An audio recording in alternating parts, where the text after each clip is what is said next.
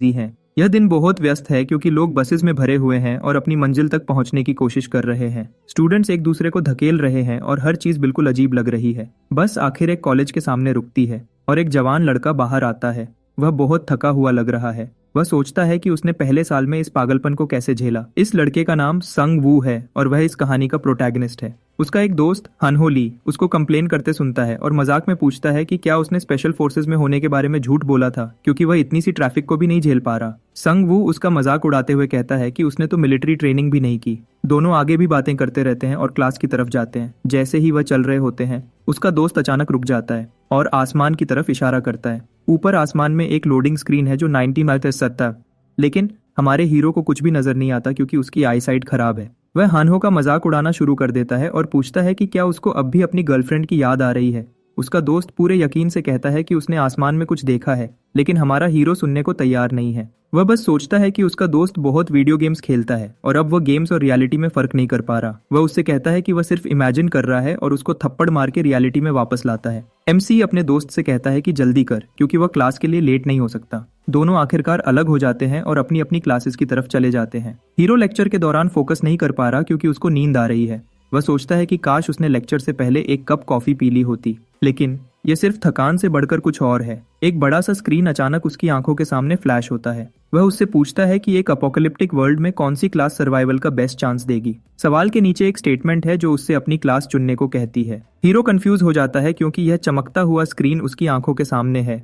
वह अपनी आंखें रगड़ता है ताकि यकीन हो सके कि वह सपना नहीं देख रहा। सिचुएशन तब और भी रियल हो जाती है जब बिजली चली जाती है। सारे स्टूडेंट्स घबराना शुरू कर देते हैं। अभी दिन का वक्त है लेकिन फिर भी उनको कुछ नजर नहीं आ रहा। इसके अलावा उनके कोई भी इलेक्ट्रॉनिक्स काम नहीं कर रहे। सारे स्टूडेंट्स अपनी आंखों के सामने वही चमकता हुआ स्क्रीन देखना शुरू कर देते हैं। वह सब कंफ्यूज हैं और सोच रहे हैं कि ये कोई हॉलोग्राम है या उनको भ्रम हो रहे हैं, लेकिन हमारा हीरो जानता है कि कुछ गड़बड़ है। अब वह स्क्रीन पे एक काउंटडाउन देख सकता है। उसी के साथ बहुत सारे कार्ड्स भी आते हैं जिन पर अलग अलग इमेजेस और स्टार्स बने हुए हैं। जैसे ही कार्ड सबके सामने हवा में उड़ने लगते हैं, स्टूडेंट्स उनको छूने से मना कर देते हैं क्योंकि उनको अभी तक कुछ समझ नहीं आया था। संग वू इस सिचुएशन को अलग तरीके से देखता है। वह सोचता है कि कार्ड न चुनना ज्यादा खतरनाक है क्योंकि उनको नहीं पता कि 15 सेकंड्स बाद क्या होने वाला है। जैसे ही टाइमर टिक टिक करता रहता है, वह चिंता सा कार्ड्स को घूरता है। उसे नहीं पता कि क्या चुने, लेकिन वह और टाइम वेस्ट नहीं कर सकता। अचानक उसको एक चमक दिखती है और ऐसा लगता है कि एक स्टूडेंट ने एक कार्ड चुना है। एक बहुत बड़ी सोर्ड उस स्टूडेंट के सामने अचानक गिर जाती है। इसके अलावा उसने जो कार्ड चुना था वह भी गायब हो जाता है। हीरो जानता है कि उसको जल्दी डिसीजन लेना होगा। वह सोचने लगता है कि कौन सी क्लास उसको एक एपोकलिप्टिक वर्ल्ड में सर्वाइवल का सबसे बेस्ट चांस देगी। हर कार्ड पर अलग अलग स्टार्स का नंबर है। जल्दी जल्दी में संग वू वह कार्ड चुनता है जिस पर सबसे ज्यादा स्टार्स हैं जो उसको मिलता है। ये नेक्रोमैंसर क्लास कार्ड है। अपना भाई जिन वू बनने वाला है। कुछ सेकंड्स बाद क्लास सिलेक्शन खत्म हो जाती है और सारे स्क्रीन्स गायब हो जाते हैं। ऐसा लगता है जैसे क्लासरूम वापस नॉर्मल हो गया है, लेकिन उस स्टूपिड स्टूडेंट के पास अब भी उसकी सोर्ड है। सारे स्टूडेंट्स उसकी तलवार को कंफ्यूज्ड होकर घूरते हैं। वह उनको बताता है कि उसे वॉरियर क्लास चुनने के बाद वह सोर्ड मिली। यह सुनकर हीरो सोचता है कि क्या वह सच में नेक्रोमैंसर बन गया है, क्योंकि उसको कुछ भी अलग फील नहीं हो रहा। अचानक एक स्टूडेंट को एक गॉब्लिन ने चाकू मार दिया। वह चिल्लाता है और क्लास से मदद मांगता है, लेकिन सब उसको शॉक में देखते रहते हैं जबकि गॉब्लिन उसको लगातार चाकू मारता रहता है जब तक वह मर नहीं जाता। उस लड़के को मारने के बाद गॉब्लिन बाकी स्टूडेंट्स को देखता है और उनको चिंता होती है कि अगला नंबर उनका है। सब हमारे हीरो को छोड़कर तुरंत भागना शुरू कर देते हैं। सच कहूँ, वह इसलिए नहीं भागा क्योंकि उसको गॉब्लिन का ध्यान अपनी तरफ आने का डर था। गॉब्लिन को गुस्से में देखकर स्टूडेंट्स उस स्टूपिड तलवार वाले लड़के से कुछ करने को कहते हैं क्योंकि वह अकेला है जिसके पास हथियार है, लेकिन वह रोना शुरू कर देता है और लड़ने से मना कर देता है। यह देखकर हमारे हीरो को पता है कि अब वह बुरी तरह फंस गया है। जैसे ही गॉब्लिन उस पर हमला करता है, वह भागना शुरू कर देता है, लेकिन अचानक उसको ख्याल आता है कि अगर वह उसको पीठ दिखाएगा तो मर जाएगा। तो वह पलटता है और गॉब्लिन को एक किक मार के हटा देता है। गॉब्लिन छोटा है तो हीरो ने चेयर से लड़ने का सोचा। जैसे ही वह उसकी तरफ फिर से हमला करता है, वह चेयर से उसको एक गंदे कीड़े की तरह कुचल देता है। गॉब्लिन को मारने के बाद उसे एक नोटिफिकेशन आती है कि उसको एक गॉब्लिन को हराने के लिए 10 गोल्ड मिले हैं। वह मैसेज को देखता है और सोचता है कि क्या उनकी दुनिया सच में एक फैंटेसी गेम बन गई है। एक और नोटिफिकेशन पॉपअप होती है जो उसको बताती है कि वह डेड बॉडीज को अपने अंडर कंट्रोल कर सकता है। लेवल 1 पर वह सिर्फ 3 गॉब्लिन्स को कंट्रोल कर सकता है। जैसे ही वह चीजों को समझने की कोशिश कर रहा होता है, वह गॉब्लिन जिसे उसने अभी मारा था एक अनडेड वॉरियर बनकर वापस जिंदा हो जाता है। संगवू को आखिरकार पता लगता है कि उसकी क्लास उसको अनडेड समन करने देती है। जैसे ही अनडेड गॉब्लिन अपनी चमकती आंखों से उसको देखता है, 2 और गॉब्लिन्स रूम में एंटर करते हैं। स्टूडेंट्स फिर से पैनिक करने लगते हैं और मदद के लिए चिल्लाते हैं। हीरो गॉब्लिन्स के सामने खड़ा हो जाता है अपने अनडेड सोल्जर के साथ जो उसके कमांड्स का वेट कर रहा है। बिना ज्यादा सोचे वह गॉब्लिन को दुश्मन मॉन्स्टर्स पर अटैक करने का ऑर्डर देता है। स्केलेटन मूव करना शुरू करता है और अपनी सोर्ड से जिंदा गॉब्लिन्स को काट देता है, लेकिन मॉन्स्टर्स भी लड़ना शुरू कर देते हैं क्योंकि यह 2-on-1 की लड़ाई है। एक गॉब्लिन अनडेड गॉब्लिन के बाएं हाथ पर वार करने में कामयाब हो जाता है। हमारा हीरो सोचता है कि अगर उसका गॉब्लिन हारा तो उसको बीच में आना पड़ सकता है। मॉन्स्टर्स को मारना ज्यादा मुश्किल नहीं लग रहा था क्योंकि उनकी बॉडी एक बच्चे की तरह थी, लेकिन उसको एक वेपन चाहिए था। वह जल्दी से तलवार वाले स्टूपिड लड़के को बुलाता है और उससे अपना वेपन देने को कहता है, लेकिन वह लड़का अपने वेपन को कस के पकड़ लेता है और चिल्लाकर कहता है कि वह उसको नहीं देगा। हीरो उससे कहता है कि अगर वह नहीं चाहता कि वह उसका हथियार यूज करे तो वह खुद मॉन्स्टर्स से लड़े, लेकिन वह लड़का इतना डरा हुआ था कि वह लड़ नहीं सकता था। इस पॉइंट पर उसको बस लड़के को गॉब्लिन्स के पास फेंक देना चाहिए और उसकी तलवार चुरा लेनी चाहिए। अपने अनडेड सोल्जर की मदद करने के लिए हीरो एक चेयर पकड़ता है और उसको मॉन्स्टर्स पे फेंक देता है। स्केलेटन सोल्जर इस मौके का फायदा उठाकर अपनी सोर्ड से उनको खत्म कर देता है। हीरो को 2 मॉन्स्टर्स को मारने के लिए और गोल्ड मिलता है। वो एक हाथ वाले गॉब्लिन को घूरता है जो एकदम शांति से उसकी तरफ बढ़ रहा है। हीरो को थोड़ा अजीब लगता है जब स्केलेटन उसकी आंखों में सीधा देख रहा होता है, तो वह उसको कहीं और देखने का ऑर्डर देता है। स्केलेटन अपना सर नीचे कर लेता है जैसे हीरो ने उसके इमोशंस को हर्ट किया हो। तभी संगवू को एक और नोटिफिकेशन आती है जो उसको याद दिलाती है कि वह अनडेड को कंट्रोल कर सकता है। वह जल्दी से अपनी स्पेल यूज करता है और जिन 2 गॉब्लिन्स को उसने अभी मारा था उनको वापस जिंदा कर लेता है। अब उसके पास उतने अनडेड सोल्जर्स हैं जितने वह अपने करंट लेवल पर समन कर सकता है। जैसे ही सब अपनी सिचुएशन को समझने की कोशिश कर रहे होते हैं, उनको कॉलेज के दूसरे डिपार्टमेंट से मदद के लिए चीखें सुनाई देती हैं। हीरो को पता चलता है कि ये चीजें सिर्फ उनके कॉलेज कैंपस पर नहीं बल्कि पूरे देश में अटैक कर रही हैं। बाहर का व्यू बिल्कुल तबाही वाला लगता है। ऐसा लगता है जैसे पूरा शहर में आग लग गई है। अपनी करंट सिचुएशन को देखते हुए एक स्टूडेंट दरवाजा खोलता है और सजेस्ट करता है कि उनको आगे बढ़ते रहना चाहिए। एक और स्टूडेंट उनसे डे सिंगिंग लॉर्ड की तरफ दौड़ने को कहता है क्योंकि उसके पास एक कार है। जैसे ही वह सब सीढ़ियों की तरफ दौड़ते हैं, गॉब्लिन्स का एक ग्रुप छाया से बाहर आता है। गॉब्लिन मॉन्स्टर्स स्टूडेंट्स के ग्रुप पर दौड़ते हैं, लेकिन उन पर अटैक करने से पहले अनडेड स्केलेटन्स उन पर हमला कर देते हैं। हीरो चिल्लाकर स्टूडेंट्स से भागने को कहता है, जबकि उसके स्केलेटन्स गॉब्लिन्स का ध्यान रखते हैं। घबराहट में स्टूडेंट्स अलग अलग एरियाज में कॉलेज में फैल जाते हैं। हीरो उनको रोकने की कोशिश करता है, लेकिन फिर वह सोचता होता है कि उनका अकेले जाना बेहतर है। वह जानता है कि यह गेम कुछ रूल्स को फॉलो करता है। वह अपने आप से सोचता है कि उसके सर्वाइवल का बेस्ट चांस लड़ते रहना है क्योंकि इससे वह और स्ट्रांग बन सकता है। वह देखता है कि उसके अनडेड मिनियंस उसके लिए लड़ना जारी रखते हैं। एक मॉन्स्टर पागल हो जाता है और उसके अनडेड सोल्जर का सर काट देता है। अपने एक सोल्जर को नीचे देखकर संगवू सोचता है कि अब वह मुश्किल में पड़ सकता है। अब उसके 2 स्केलेटन्स 2 मॉन्स्टर्स के खिलाफ हैं। इस बार उसके स्केलेटन्स उनको मारने में कामयाब हो जाते हैं और उसको और गोल्ड मिलता है। उसे ये भी नोटिस होता है कि उसका लेवल बढ़ गया है। वह अपने स्टैट्स चेक करने के लिए अपने प्रोफाइल विंडो को ओपन करता है। एट्रीब्यूट पॉइंट्स के बजाय उसको एक लेवल अप कार्ड मिलता है जो उसको एक रैंडम रिवॉर्ड देता है। वह जानता है कि यह लक पे डिपेंड करता है, लेकिन यह गेम का सबसे इंपॉर्टेंट पार्ट है। वह आखिरकार रैंडम स्किल कार्ड चुनता है और इससे उसकी अपने मिनियंस कंट्रोल करने की कैपेसिटी 1 से बढ़ जाती है।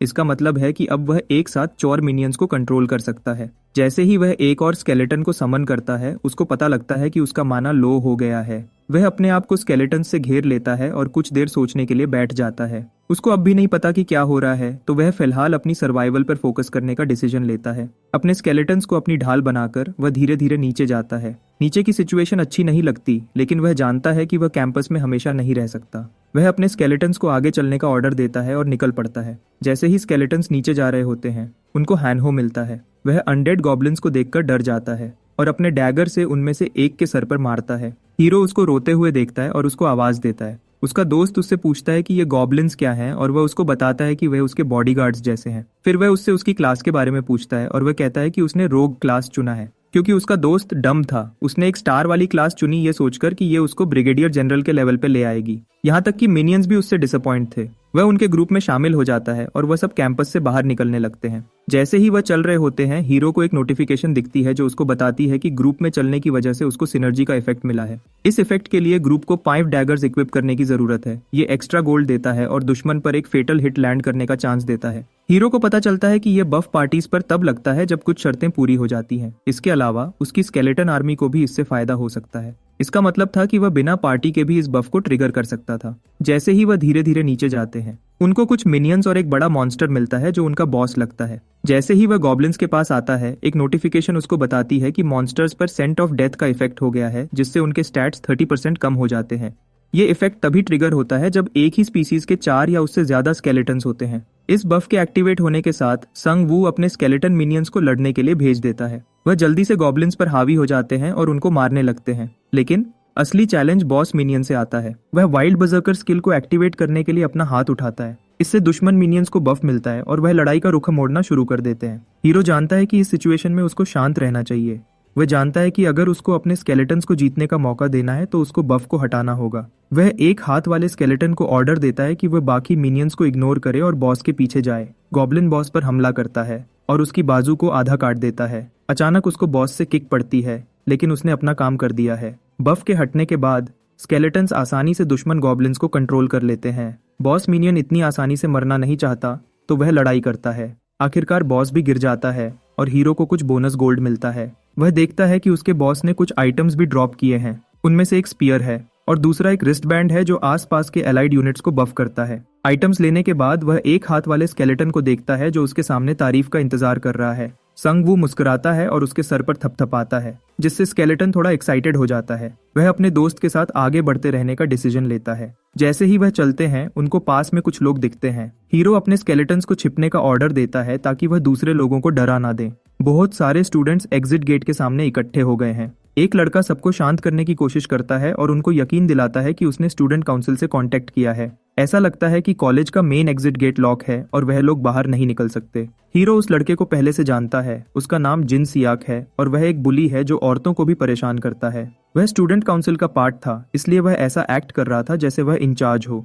हीरो सोचता है कि क्या वह लीडर बनने का नाटक करके दिखावा कर रहा है। वह संग वू और उसके दोस्त से कहता है कि उनको बाकी स्टूडेंट्स को बचाने में उनकी मदद करनी चाहिए क्योंकि उनके पास वेपन्स हैं। वह उससे उसकी क्लास के बारे में पूछता है और एक गॉब्लिन को मारने के बारे में ब्रैग करता है। जैसे ही हीरो स्टूडेंट काउंसिल वाले लड़के पर क्रिंज करता है, तलवार वाला स्टूपिड दौड़ता हुआ आता है और उनको बताता है कि उसने सीढ़ियों के पास गॉब्लिन्स की आवाज सुनी है। काउंसिल वाला लड़का सबको कैफे में छिपने का ऑर्डर देता है जबकि वह लोग सामने प्रोटेक्ट करेंगे। इसी बीच संग वू अपने दोस्त को बुलाता है और उसको दरवाजे पर लिखा हुआ मैसेज दिखाता है। उस पर लिखा है कि दरवाजा तब तक नहीं खुलेगा जब तक वह एक सेट टाइम में बॉस को हरा नहीं देते। अगर बॉस को टाइम पर नहीं हराया गया तो वह और भी स्ट्रांग हो जाएगा। हीरो को एहसास होता है कि वह किसी पर रिलाई नहीं कर सकते उनको बचाने के लिए, इसलिए अगर उनको बाहर निकलना है तो बॉस को मारना पड़ेगा। तभी वह फिर से जिन सियाक से मिलता है जो उसको स्टूपिड लड़के से इंट्रोड्यूस कराता है और उसको गॉब्लिन्स को रोकने का ऑर्डर देता है। हीरो उससे पूछता है कि क्या उसने दरवाजे पर मैसेज देखा था। वह लड़का उससे कहता है कि उसने मैसेज देखा था और वह एक रेस्क्यू टीम का वेट कर रहा है। वह सोचता है कि कोरियन आर्मी आकर उन सबको बचा लेगी। हीरो जानता है कि वह बस बैठे नहीं रह सकते और मदद का वेट नहीं कर सकते। जैसे ही वह सीढ़ियों की तरफ वापस जाना शुरू करता है, वह गॉब्लिन्स के एक झुंड को अपनी तरफ हमला करते हुए देखता है। स्टूपिड लड़के को गॉब्लिन्स को देखकर ऑलमोस्ट हार्ट अटैक आ जाता है। उसी वक्त स्केलेटन मिनियंस भी बाहर आते हैं जिससे वह और भी ज्यादा घबरा जाता है। हीरो स्केलेटन्स को रुकने का इशारा करता है और समझाता है कि वह उसके कंट्रोल में है। वह स्टूडेंट काउंसिल वाले लड़के को इडियट कहता है और अपने स्केलेटन्स को लड़ने के लिए भेज देता है। सिनर्जी बफ और सेंट ऑफ डेथ की वजह से मॉन्स्टर्स के पास लड़ने का कोई चांस नहीं होता। जैसे ही स्टूडेंट्स कैफे की कांच की खिड़कियों से बाहर घूरते हैं, वह संग वू की स्केलेटन आर्मी को मिनियंस से लड़ते हुए देखते हैं। हीरो भी अपने स्केलेटन्स के साथ मिल जाता है और अपने स्पीयर से गॉब्लिन्स को मारना शुरू कर देता है। जिनसियाक उसको शॉक में देखता है क्योंकि वह खुद पहले मौके पर भागने का प्लान कर रहा था। जैसे ही गॉब्लिन्स भागने की कोशिश करते हैं, हीरो अपने स्केलेटन्स को सीढ़ियों को ब्लॉक करने का ऑर्डर देता है। वह जानता है कि उसको सबको यकीन दिलाना होगा कि वह इन स्केलेटन्स को कंट्रोल कर सकता है। बॉस से लड़ने के लिए उसको उनको अपनी टीम में शामिल करने की जरूरत है। उसका ब्रेसलेट वाइल्ड स्पिरिट बफ को एक्टिवेट करता है जो उसके सभी मिनियंस की स्पीड बढ़ा देता है। ये छोटे गॉब्लिन्स अभी उसके लिए कोई खतरा नहीं है, लेकिन वह जानता है कि बाद में उसको और भी स्ट्रॉन्ग ओपोनेंट से लड़ना पड़ सकता है। स्टूडेंट्स को पता चलता है कि हीरो ही है जो स्केलेटन्स को कंट्रोल कर रहा है। जैसे ही उसकी आर्मी ने छोटे गॉब्लिन्स को साफ किया, सबने चीयर करना शुरू कर दिया। स्टूडेंट्स अब उस पर ट्रस्ट करने लगे हैं। हीरो मरे हुए मॉन्स्टर्स में कोई आइटम्स ढूंढता है, लेकिन उसको सिर्फ एक नोटिफिकेशन मिलती है जो उसको बताती है कि उसको एक रूलेट टिकट मिली है। वह सोचता है कि उसको टिकट कैसे मिलेगी क्योंकि उसके पास कोई इन्वेंट्री नहीं है। वो सब वापस ग्रुप के पास जाते हैं। हीरो जिन सियाक को देखकर स्माइल करता है और उससे पूछता है कि क्या वह हेल्पफुल है। सब कुछ देर के लिए शांति से खड़े रहते हैं, समझ नहीं पा रहे होते कि क्या करें। हीरो उनको बताता है कि वह अभी जा नहीं सकते क्योंकि वह दरवाजे को तोड़ नहीं सकते। वह समझाता है कि उनको पहले बॉस को मारना होगा और वह इस बिल्डिंग में ही कहीं पर है। यह सुनकर सब पीछे हटना शुरू कर देते हैं क्योंकि कोई भी बॉस के खिलाफ नहीं जाना चाहता। हीरो उनको बताता है कि फेल होने के रिजल्ट्स बहुत बुरे होंगे और उनको और भी ज्यादा स्ट्रॉन्ग मॉन्स्टर्स का सामना करना पड़ सकता है। अचानक एक स्टूडेंट अपना हाथ उठाता है और बताता है कि उसने बॉस मॉन्स्टर को देखा है। ऐसा लगता है कि बॉस छत पर है। संगवू जानता है कि उसको छत पे जाना ही पड़ेगा, तो वह स्टूडेंट्स से पूछता है कि क्या उनमें से कोई उसके साथ चलना चाहता है। जैसा कि एक्सपेक्ट किया था, वह सब उसके साथ जाने से डरते हैं। यहाँ तक कि उसका दोस्त भी पीछे रहना चाहता है, लेकिन हीरो बताती है कि उनके छोटे रास्ते होने की वजह से ज्यादा लोगों को ले जाने से प्रॉब्लम हो सकती है। वह कहती है कि हीरो के पास ऑलरेडी उसके स्केलेटन्स हैं, तो उन लोगों को लाने का कोई फायदा नहीं है जो उन स्केलेटन्स से भी वीक हैं। हीरो सोचता है कि ये लड़की थोड़ी जल्दबाज लगती है, क्योंकि उनके पास बॉस के बारे में अभी काफी इन्फॉर्मेशन नहीं है। वह वापस जिनसियाक की तरफ देखता है, लेकिन वह कांपना शुरू कर देता है और उसको बताता है कि उसको पीछे रहकर स्टूडेंट्स को प्रोटेक्ट करना है। हीरो जानता है कि उसको और लोग नहीं मिलेंगे, तो वह अपनी करंट टीम के साथ आगे बढ़ने का निर्णय लेता है। जैसे ही वह लोग आगे बढ़ते हैं, उनको गॉब्लिन्स की एक झुंड का सामना करना पड़ता है। गॉब्लिन्स सीढ़ियों के ऊपर और नीचे से उनको घेर लेते हैं। बिना एक पल भी सोचे जायसू गॉब्लिन्स पर हमला कर देती है और उनके टुकड़े टुकड़े कर देती है। वह एक लंबी सोर्ड यूज करती है और ऐसा लगता है कि उसने प्रॉपर ट्रेनिंग ली हुई है। हानहो उसकी स्किल्स से बहुत इंप्रेस होता है। इसी बीच हमारा हीरो ऊपर के स्केलेटन्स का ध्यान रखने में बिजी है। साफ करने के बाद वह फिर से आगे बढ़ना शुरू कर देते हैं। कुछ सीढ़ियों पर चढ़ने के बाद उनको जख्मी प्रोफेसर मिलते हैं। हीरो दौड़कर उनके पास जाता है और उनसे पूछता है कि क्या हुआ। वह बताते हैं कि मॉन्स्टर्स के कैंपस पर हमला करने के बाद उन्होंने अपने स्टूडेंट्स को सेफ रखने के लिए छत पर ले जाने का फैसला किया, लेकिन यह एक बहुत बड़ी गलती थी। सभी स्टूडेंट्स छत पर मौजूद एक डरावने मॉन्स्टर का शिकार बन गए। वह हीरो को पकड़ता है और उससे मिन्नत करता है कि वह छत पर ना जाए, क्योंकि वह नहीं चाहता कि वह भी मरे। हीरो अपना स्पीयर पकड़ता है और खड़ा हो जाता है। अब उसके पास एक नया क्वेस्ट है जो उसको बॉस को मारकर प्रोफेसर का बदला लेने को कहता है। क्वेस्ट में यह भी लिखा है कि उसकी चॉइस उसकी डेस्टिनी को अफेक्ट करेगी। वह जानता है कि यह गेम का एक बहुत इंपॉर्टेंट पल है, तो वह अपने स्केलेटन्स को जमा करता है और ऊपर बढ़ना शुरू कर देता है। छत पर पहुंचने के बाद उन सबको एक मैसेज मिलता है जो उनको बताता है कि वह बॉस रूम में एंटर कर चुके हैं। छत की सिचुएशन बहुत ही खराब है। कोई भी स्टूडेंट बॉस की तबाही से बच नहीं पाया, बस कुछ मिनियंस बचे हुए हैं। जीसू ये देखकर गुस्से में आ जाती है और दौड़कर सारे मॉन्स्टर्स को मारने का सोचती है, लेकिन संगवू उसको रोकता है और वेट करने का इशारा करता है। जानता है कि अगर उनको जिंदा रहना है तो इस सिचुएशन में उनको शांत और तार्किक रहना होगा। गॉब्लिन्स को ग्रुप को नोटिस करने में ज्यादा टाइम नहीं लगता। वह सब अपने हथियार पकड़ते हैं और उनको घेरना शुरू कर देते हैं। हानो हीरो से पूछता है कि क्या उनको भागना चाहिए, लेकिन वह अपनी जगह पर खड़े होकर लड़ना चाहता है। वह अपना हाथ उठाता है और बजर्कर स्पेल एक्टिवेट करता है। इस बफ के साथ उसके स्केलेटन्स छोटे मॉन्स्टर्स पर चार्ज करते हैं और उनको काटना शुरू कर देते हैं। हीरो ग्रुप से कहता है कि वह अनडेड सोल्जर्स को अपनी ढाल समझे। वह इस एक मिनियन के पीछे रहता है और मौका मिलते ही गॉब्लिन पर वार करता है। जेइसू भी वैसा ही करती है और मॉन्स्टर्स को काटना शुरू कर देती है। इसी बीच हानहो को अभी भी नहीं पता कि क्या करना है, इसलिए वह ऑकवर्डनेस से खड़ा है। अपने आप को बेकार महसूस करके वह अपने डैगर्स में से एक निकालता है और उसको गॉब्लिन्स पर फेंक देता है। उसका डैगर लगता है और टारगेट को तुरंत मार देता है। हमारा हीरो खुद भी सरप्राइज हो जाता है। वो फेंकने में अच्छा था, क्योंकि वह कॉलेज में दूसरे स्टूडेंट्स की पेंसिल्स फेंका करता था। वह तुरंत एक और डैगर फेंकता है और वह भी टारगेट पे लगता है। हमारा हीरो लॉक इन हो जाता है जब उसको पता लगता है कि उसको अपनी टैलेंट मिल गई है। जैसे ही दुश्मन गॉब्लिन्स हारना शुरू करते हैं, उन पर एक डीबफ लगता है जो उनके स्टैट्स को कम कर देता है। वह डर से भागने लगते हैं और एक बड़े गॉब्लिन के सामने रुक जाते हैं।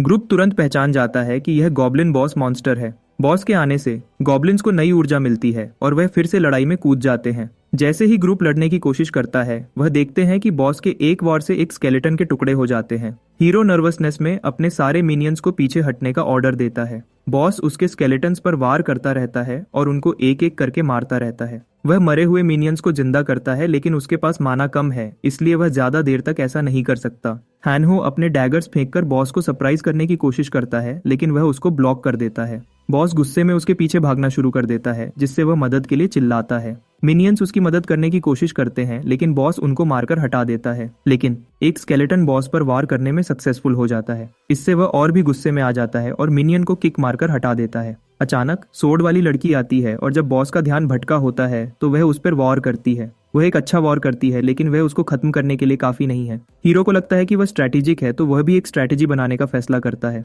वह बॉस को अपने मिनियन से घेर लेता है और उनमें से एक को पीछे से अटैक करने का ऑर्डर देता है। जैसे ही बॉस डिफेंड करने के लिए मुड़ता है, वह सीधा उस पर स्पीयर फेंकता है। वह उसके चेहरे पर लगता है और वह दर्द से चिल्लाता है। हीरो का माना अब ऑलमोस्ट खत्म हो गया है और उसके पास सिर्फ 3 स्केलेटन्स बचे हैं। बॉस ये पहचान जाता है और हंसता है ये सोचकर कि वह अकेला है। वह तुरंत अपनी सोर्ड से वार करता है, जिससे हीरो अपना गार्ड खो देता है। जैसे ही बॉस उसकी तरफ दौड़ना शुरू करता है, वह जानता है कि उसको कुछ सोचना होगा, वरना वह सब मर जाएंगे। लकीली उसको आसपास एक सोर्ड पड़ी हुई दिखती है। बॉस हीरो की तरफ दौड़ते हुए सब कुछ हिला देता है। संगवू अपनी सोर्ड पकड़ते हुए साइज अप करता है। फिर वह अपने दोनों मिनियंस को बॉस मॉन्स्टर की तरफ दौड़ने का कमांड देता है। बॉस तुरंत एक मिनियन को मारकर टुकड़े टुकड़े कर देता है। दूसरा मिनियन हवा में कूदता है और हीरो ने जो सोर्ड उसकी तरफ फेंकी थी उसको पकड़ लेता है, लेकिन वह वार नहीं कर पाता क्योंकि बॉस डिफेंड करने में बहुत फास्ट है। मिनियन के पास तलवार होने से वेपन्स एनर्जी इफेक्ट ट्रिगर होता है जो अटैक स्पीड बढ़ाता है और वेपन का वजन कम कर देता है। इसके अलावा minion one armed warrior effect activate करता है जो उसके पहले अटैक पर ब्लीडिंग इफेक्ट करने का 80% चांस देता है।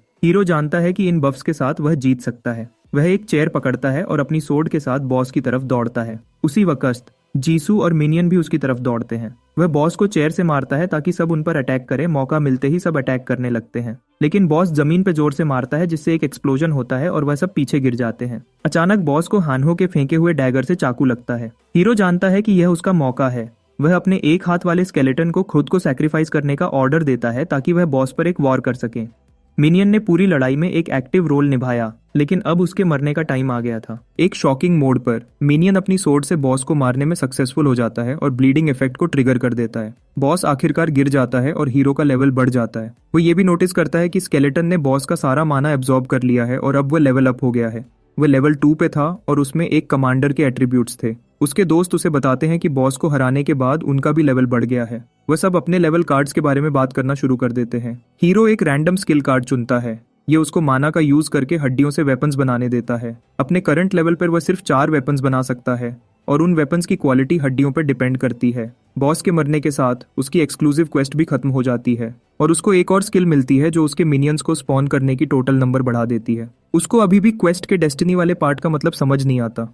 जब वो ये सोच रहा होता है, वो देखता है कि एक हुड आसमान से गिर रहा है। उसका दोस्त हुड को पकड़ता है और उसे बताता है कि ये मॉन्स्टर्स से छिपने का उसका चांस 50% बढ़ा देगा। जीसू, जिसको एक फायर वेट स्टोन मिला, अपनी सोर्ड को उस स्टोन से तीखा करके उसकी तलवार में अटैक के दौरान आग फैलने का चांस था। हीरो सजेस्ट करता है कि उनको अपनी आइटम्स और स्किल्स बाद में टेस्ट करनी चाहिए क्योंकि उनको आगे बढ़ते रहना है। वापस कैफे में स्टूडेंट्स चिंतित होने लगते हैं। यहाँ तक कि स्टूपिड लड़का भी सोचने लगता है कि क्या उनको संगवू के साथ बॉस से लड़ने जाना चाहिए था। ये सुनकर जिनसुक स्टूडेंट्स पर चिल्लाना शुरू कर देता है और उनसे कहता है कि अगर वह चाहें तो जा सकते हैं। वह कहता है कि अगर किसी को शिकायत है तो वह छत पर जाकर हीरो की तरह मर सकते हैं। स्टूडेंट्स उसकी बकवास पर उसको बोलते हैं क्योंकि उनको बचाने वाला सिर्फ संगवू ही है। ये सुनकर वह अपना आपा खो देता है और उनको गाली देना शुरू कर देता है।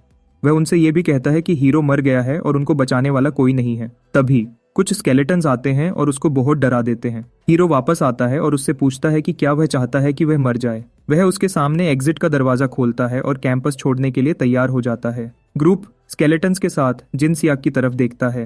हीरो पूछता है कि क्या उसको कुछ कहना है। वह थोड़ा एम्बैरेस्ड फील करता है और मुंह बनाता है, लेकिन जवाब नहीं देता। उसके पीछे दूसरे स्टूडेंट्स आपस में बात करना शुरू कर देते हैं कि वह बस एक स्ट्रॉन्ग लीडर होने का नाटक कर रहा है, जबकि असल में वह अभी भी एक लूजर है। ये सब इग्नोर करते हुए हमारा हीरो, हानहो और जीसू अपने स्केलेटन मिनियंस के साथ बिल्डिंग से बाहर निकल जाते हैं। आसपास को देखने के बाद और सब साफ पाने के बाद संगवू को एक रास्ता दिखता है और वह सबको पीछे आने को कहता है। जैसे ही वह आगे बढ़ते हैं, उनको कुछ डेड बॉडीज मिलती हैं जिनके सर कुचले हुए हैं और आसपास तरह तरह के वेपन्स बिखरे हुए हैं। और बॉडीज को चेक करने के बाद हीरो सोचता है कि उनको गॉब्लिन्स ने मारा है और वह सोचता है कि क्या अभी भी कुछ गॉब्लिन्स कैंपस पर छिपे हुए हैं। हनहो अचानक उत्सुक हो जाता है जब उसको दूर से कुछ लोग दिखते हैं। हीरो और बाकी सब उस ग्रुप के पास जाते हैं। उन सबके पास वेपन्स हैं और ऐसा लगता है कि उन्होंने मॉन्स्टर्स से प्राप्ति से लड़ा है और जिंदा बचे हैं। जिनसियाक अपना रास्ता बनाकर आगे बढ़ता है। वह एक लड़के से ग्रिन करके मिलता है जिसका नाम डेसोंग है।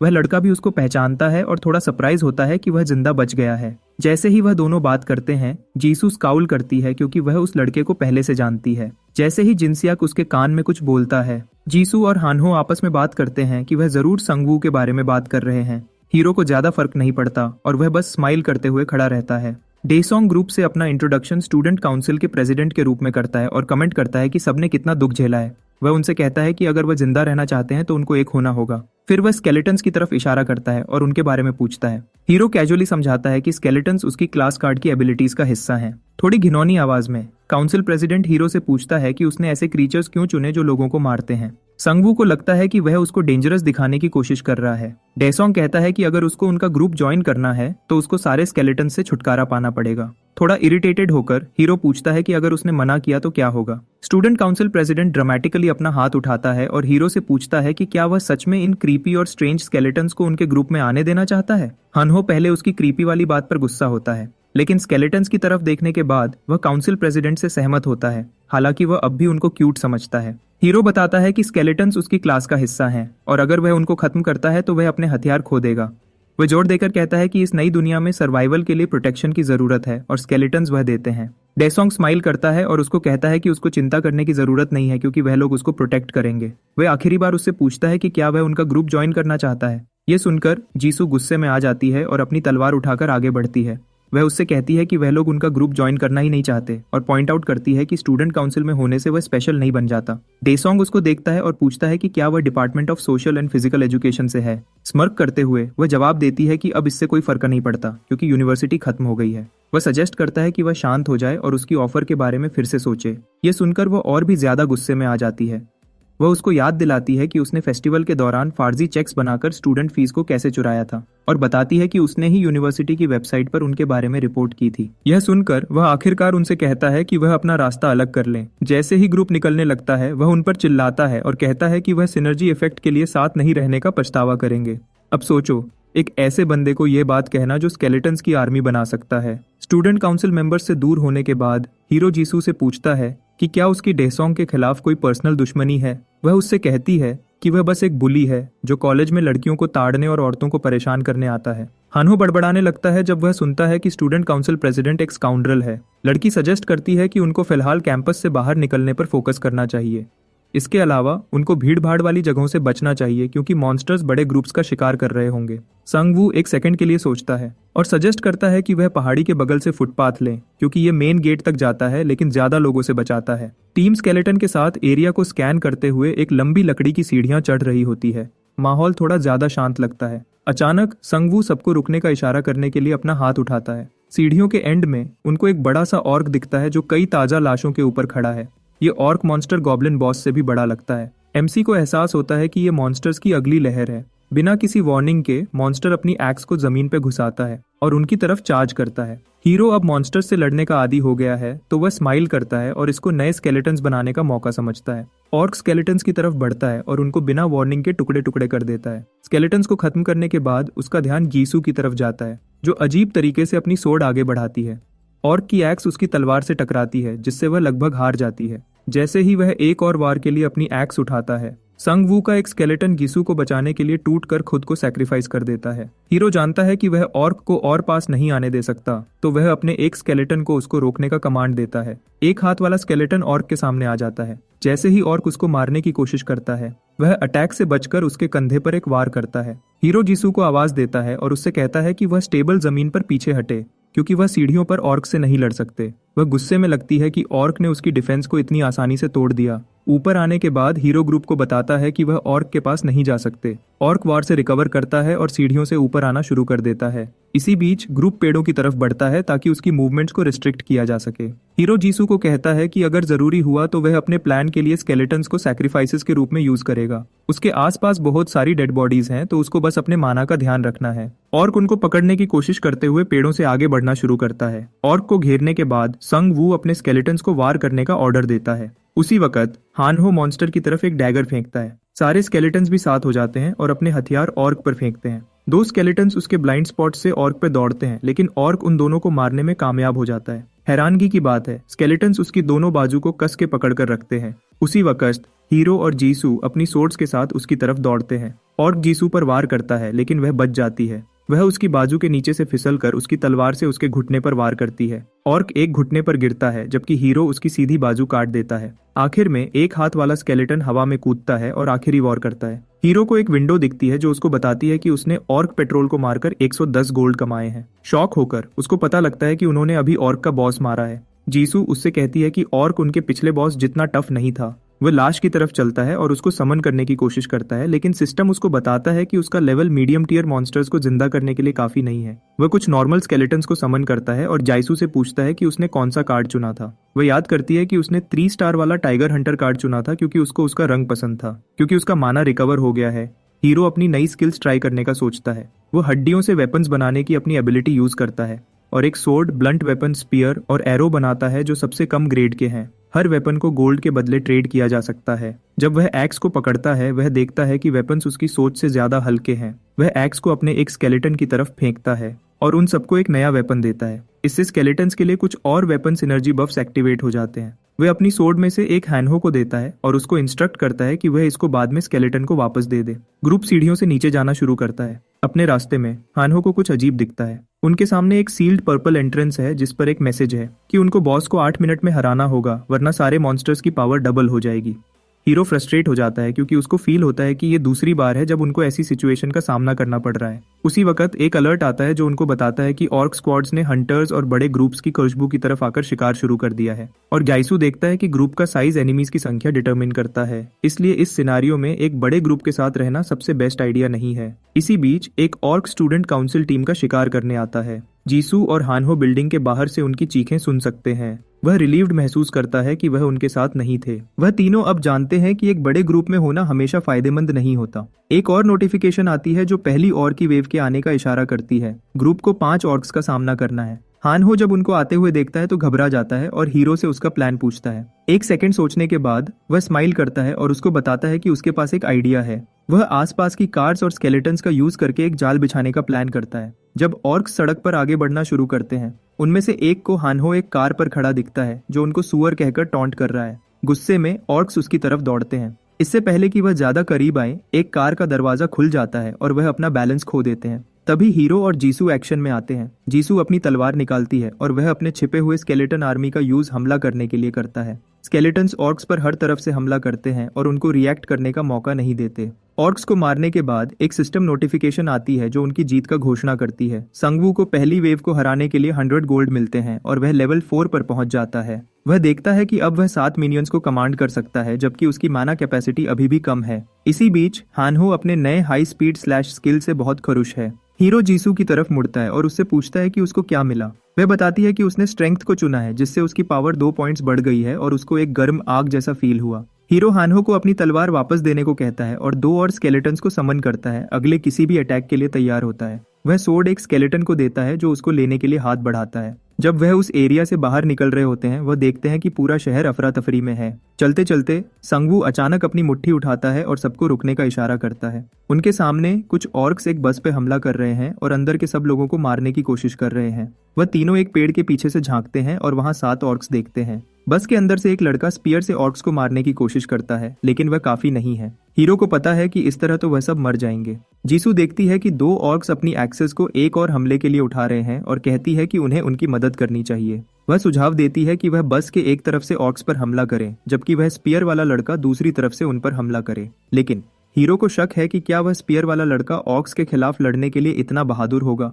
वह उसको कहता है कि उनकी सिचुएशन में अनजान लोगों पर ट्रस्ट करना सही नहीं होगा। तभी वह एक ट्रक की तरफ इशारा करता है और कहता है कि वह ऑर्क्स को सिविलाइजेशन की सुविधा दिखाएंगे। बस के अंदर एक गोरा लड़का सोर्ड और ढाल के साथ एक और आदमी पर चिल्लाता है जो स्पीयर पकड़े हुए है। उसकी आलोचना करता है कि वह ऑर्क्स को मार क्यों नहीं रहा। क्योंगसू ली उस पर चिल्लाता है कि वह खुद अपने ढाल और तलवार से ऑर्क्स से लड़े। पैसेंजर्स कांप रहे हैं और रो रहे हैं क्योंकि उन सबको लगता है कि वह मर जाएंगे। उनको हैरानी होती है जब ऑर्क्स बस को मारना बंद कर देते हैं और मुड़कर एक कार को अपनी तरफ तेजी से आते हुए देखते हैं। गाड़ी उनके बीच से गुजर जाती है और 2 ऑर्क्स को हवा में उछाल देती है। यह देखकर बस के अंदर के लोग शॉक्ड रह जाते हैं। उन्हें समझ नहीं आता कि क्या हो रहा है। स्केलेटन्स ट्रक से कूदते हैं और ऑर्क्स पर हमला करना शुरू कर देते हैं। बस के अंदर के लोगों में से एक इन स्केलेटन्स से उन ऑर्क्स से भी ज्यादा डरा हुआ है। जब सब कुछ शांत हो जाता है तो बस के अंदर के लोग सोचने लगते हैं कि क्या स्केलेटन्स चले गए हैं। अचानक एक स्केलेटन विंडो पर दिखाई देता है। वह आदमी डर के मारे अपना स्पीयर गिरा देता है और जमीन पर गिर जाता है। चिल्लाता है कि स्केलेटन वहां से चला जाए।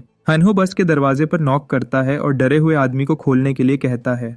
वह आदमी उन्हें देखता है, लेकिन स्केलेटन से इतना डरा हुआ है कि वह उनकी बात नहीं मानता। उनके यह यकीन दिलाने के बाद भी कि वह इंसान है। सारे ऑर्क्स को मारने के बाद वह उस एरिया से निकल जाते हैं। सीन बदलता है। हानहो अपने एक्स से एक वेंडिंग मशीन पर हमला कर रहा है। संगवू उसकी तरफ मुड़ता है और पूछता है कि वह क्या कर रहा है। वह मुस्कुराता है और अपना हाथ उठाता है, आंख मारता है और मानता है कि उसके पास कैश नहीं है, लेकिन उसको सोडा चाहिए, इसलिए वह मशीन तोड़ने की कोशिश कर रहा है। हाल ही में बचाया गया गोरा लड़का वेंडिंग मशीन के पास आता है। हानहो के लिए एक कोक खरीदने की कोशिश करता है, लेकिन पता चलता है कि वह टूटी हुई है। हीरो अपना सर खुजलाता है और ग्रुप से पूछता है कि क्या उन्हें अपनी डिस्कशन जारी रखनी चाहिए। वह एक मशीन की तरफ इशारा करता है और पूछता है कि क्या इससे आइटम्स निकलते हैं। कुंगू सर हिलाता है, समझाता है कि उन्होंने कोशिश की थी लेकिन उनके पास कम गोल्ड था, इसलिए वह इसका इस्तेमाल सिर्फ एक बार कर सकते थे। वह फिर एक पुरानी टीवी पर नजर डालता है जिस पर एक स्टिकर लगा हुआ है, अगर तुमको इसकी जरूरत है तो आओ और ले लो। इसका मतलब है कि इंस्ट्रक्शंस को फॉलो करने से एक आइटम मिल सकता है। अचानक टीवी स्क्रीन रोशन हो जाती है, सबका ई क्लास स्टोर में स्वागत करती है। संगू स्क्रीन को दबाता है ताकि वह ऑफरिंग्स देख सके। स्टोर 3 रिवॉर्ड टियर्स के साथ अपना लक आजमाने का मौका देता है, ब्रॉन्ज, सिल्वर और गोल्ड। ई क्लास स्टोर्स गोल्ड रैंक तक के आइटम्स बेचते हैं। जब वह दुकान ब्राउज कर रहा होता है, हैनहो और जीसू उससे पूछते हैं कि क्या यह दुकान सच में काम करेगी। वह उन्हें बताता है कि अगर वह जानना चाहते हैं तो उन्हें कोशिश करनी पड़ेगी। हैनहो के पास करीब 360 गोल्ड है जबकि जीसू के पास 584। दूसरी तरफ हमारे हीरो के पास 1552 गोल्ड है, जिसका मतलब है कि वह सिल्वर रूलेट भी ट्राई कर सकता है। लेकिन उसके पास अनलिमिटेड रैंक रूलेट टिकट भी है जो उसको किसी भी रैंक का आइटम चुनने की परमिशन देता है। हानो हैरानी में उसको देखता है जब वह गोल्ड रूलेट ऑप्शन चुन लेता है। उसकी किस्मत बहुत अच्छी है क्योंकि उसको स्पिन में पहला नंबर मिलता है। इसके लिए उसको एक नीली बॉल मिलती है जिसको tear of the sea spirit कहते हैं। ये एक लेजेंडरी क्लास आइटम है जो उसकी माना 300 से और माना रिकवरी 200% से बढ़ा देता है। ये बिल्कुल वही आइटम था जिसकी उसको जरूरत थी क्योंकि वह माना प्रॉब्लम से जूझ रहा था। गोल्ड रूलेट के बाद वह अपना गोल्ड सिल्वर रूलेट पे खर्च करने का फैसला करता है। इस बार उसको सेकंड प्लेस मिलता है और एक ढाल मिलती है। जीसू को भी सेकंड प्लेस मिलता है और उसको leader of the expedition force नाम का एक स्किल मिलता है। लेकिन हमारे हानो को थर्ड प्लेस मिलता है और उसको कुछ पोशंस मिलते हैं। वह डिसअपॉइंट हो जाता है, लेकिन संगू उसको कहता है कि उसकी पोशंस बाद में काम आ सकती हैं। जीसू उनको बताती है कि स्पोर्ट्स फील्ड की सिचुएशन अभी भी चल रही है तो उनको शायद उनकी मदद करनी चाहिए। हानो हीरो को देखता है और पूछता है कि क्या वह फिर से वही प्लान इस्तेमाल करेंगे। हीरो मुस्कुराता है जब वह ट्रक को घूरता है और बताता है कि इस बार उसके पास कुछ बड़ा प्लान है। उनसे दूर स्टूडेंट काउंसिल ग्रुप ऑर्क्स के हमले का शिकार होकर मदद के लिए चिल्ला रहा है। डेसोंग सबको साथ आने और भागने के लिए तैयार होने को कहता है और अपनी तलवार से उनको रोके रखता है। उनमें से एक लड़का उसको बताता है कि कुछ लोग स्टैंड्स में फंस गए हैं। वह उस आदमी को कहता है कि उनको इग्नोर करे क्योंकि उनके पास दूसरों की चिंता करने का टाइम नहीं है। फिर वह जिनसुक और यंग मैन को आगे बढ़ने का ऑर्डर देता है क्योंकि उन दोनों के पास ढाल है। ग्रुप अचानक एक बस को ऑर्क्स की तरफ से पीछे से आते हुए देखता है। बस उनको बेरहमी से खत्म कर देती है जब अंदर बैठा आदमी पागलों की तरह हंसता है। ऑर्क्स को साफ करने के बाद हानहो बस से बाहर झांकता है और सबको अंदर आने को कहता है। बाहर खड़े प्लेयर्स सोचते हैं कि उनको पीछे रहने के बजाय शुरू से ही उनके पीछे आना चाहिए था। जीसू भी बस से कूदती है और एक ऑर्क के सामने आती है। वह पिछली बार का बदला लेना चाहती है। जैसे ही ऑर्क उसको मारने के लिए हमला करता है, वह अपनी सोर्ड से उसको रोक देती है। इस बार उसकी सोर्ड पीछे नहीं धकेली जाती। वह सभी अपनी जलती हुई सोर्ड से ऑर्क को मार देती है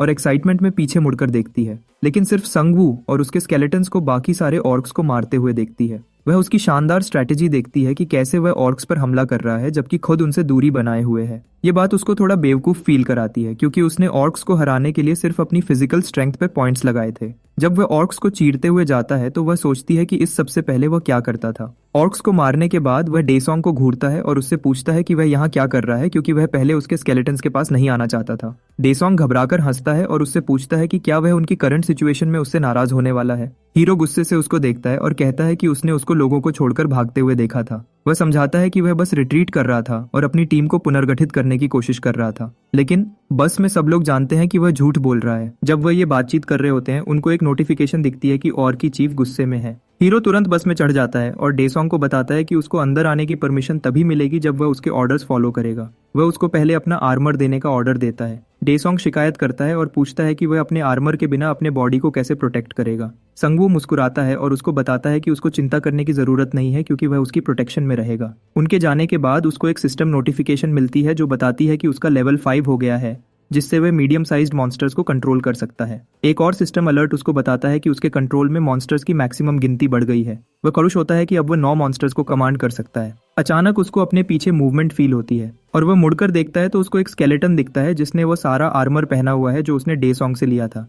वह सोचता है कि कहीं ये उसके लिए चलने के लिए ज्यादा भारी तो नहीं है। संगवू अपनी पिछली फाइट्स को याद करके उसको पता चलता है कि यह स्केलेटन दूसरों से ज्यादा रिलायबल है। वह आहें भरता है और स्केलेटन को कपड़े उतारने के लिए कहता है। स्केलेटन निराशा में उसको देखता है जब वह अपनी सफेद टी शर्ट के ऊपर चेन मेल पहनता है। हानहो अंदर आता है और उनके पीछे खड़ी भीड़ की तरफ इशारा करता है। वह उसको बताता है कि उनको और लोगों को बचाने के लिए एक और बस की जरूरत पड़ सकती है। हीरो उसको बताता है कि वह अब दूसरों को बचाने पर फोकस नहीं करेंगे। वह जीसू और हानहो के साथ भीड़ की तरफ चलता है और हैंड रेल को पकड़ता है जब बस हिल रही होती है। वह लोगों को कहता है कि उन्हें ऑर्क से लड़ना पड़ेगा। एक सिस्टम विंडो आती है जो ऐलान करती है कि ओआरसी बॉस ने ग्लोबल डिस्ट्रक्शन ऑपरेशन शुरू कर दिया है, जिसका मतलब है कि मॉन्स्टर सर्वाइवर्स का शिकार करेंगे जब तक कोई नहीं बच जाता। संगवू उम्मीद भरी नजरों से भीड़ को देखता है, उनको याद दिलाता है कि गेम के रूल्स के मुताबिक वह ऑर्क्स से हमेशा के लिए बच नहीं सकते, उन्हें बचने के लिए बॉस को हराना होगा। एक ट्रैक सूट वाला आदमी जिसकी उंगलियों पर पट्टी बंधी हुई है अपना हाथ उठाता है और उनको बताता है कि उसने जिम में बहुत सारे ऑर्क्स देखे थे। वह अंदाजा लगाता है कि 100 ऑर्क्स थे।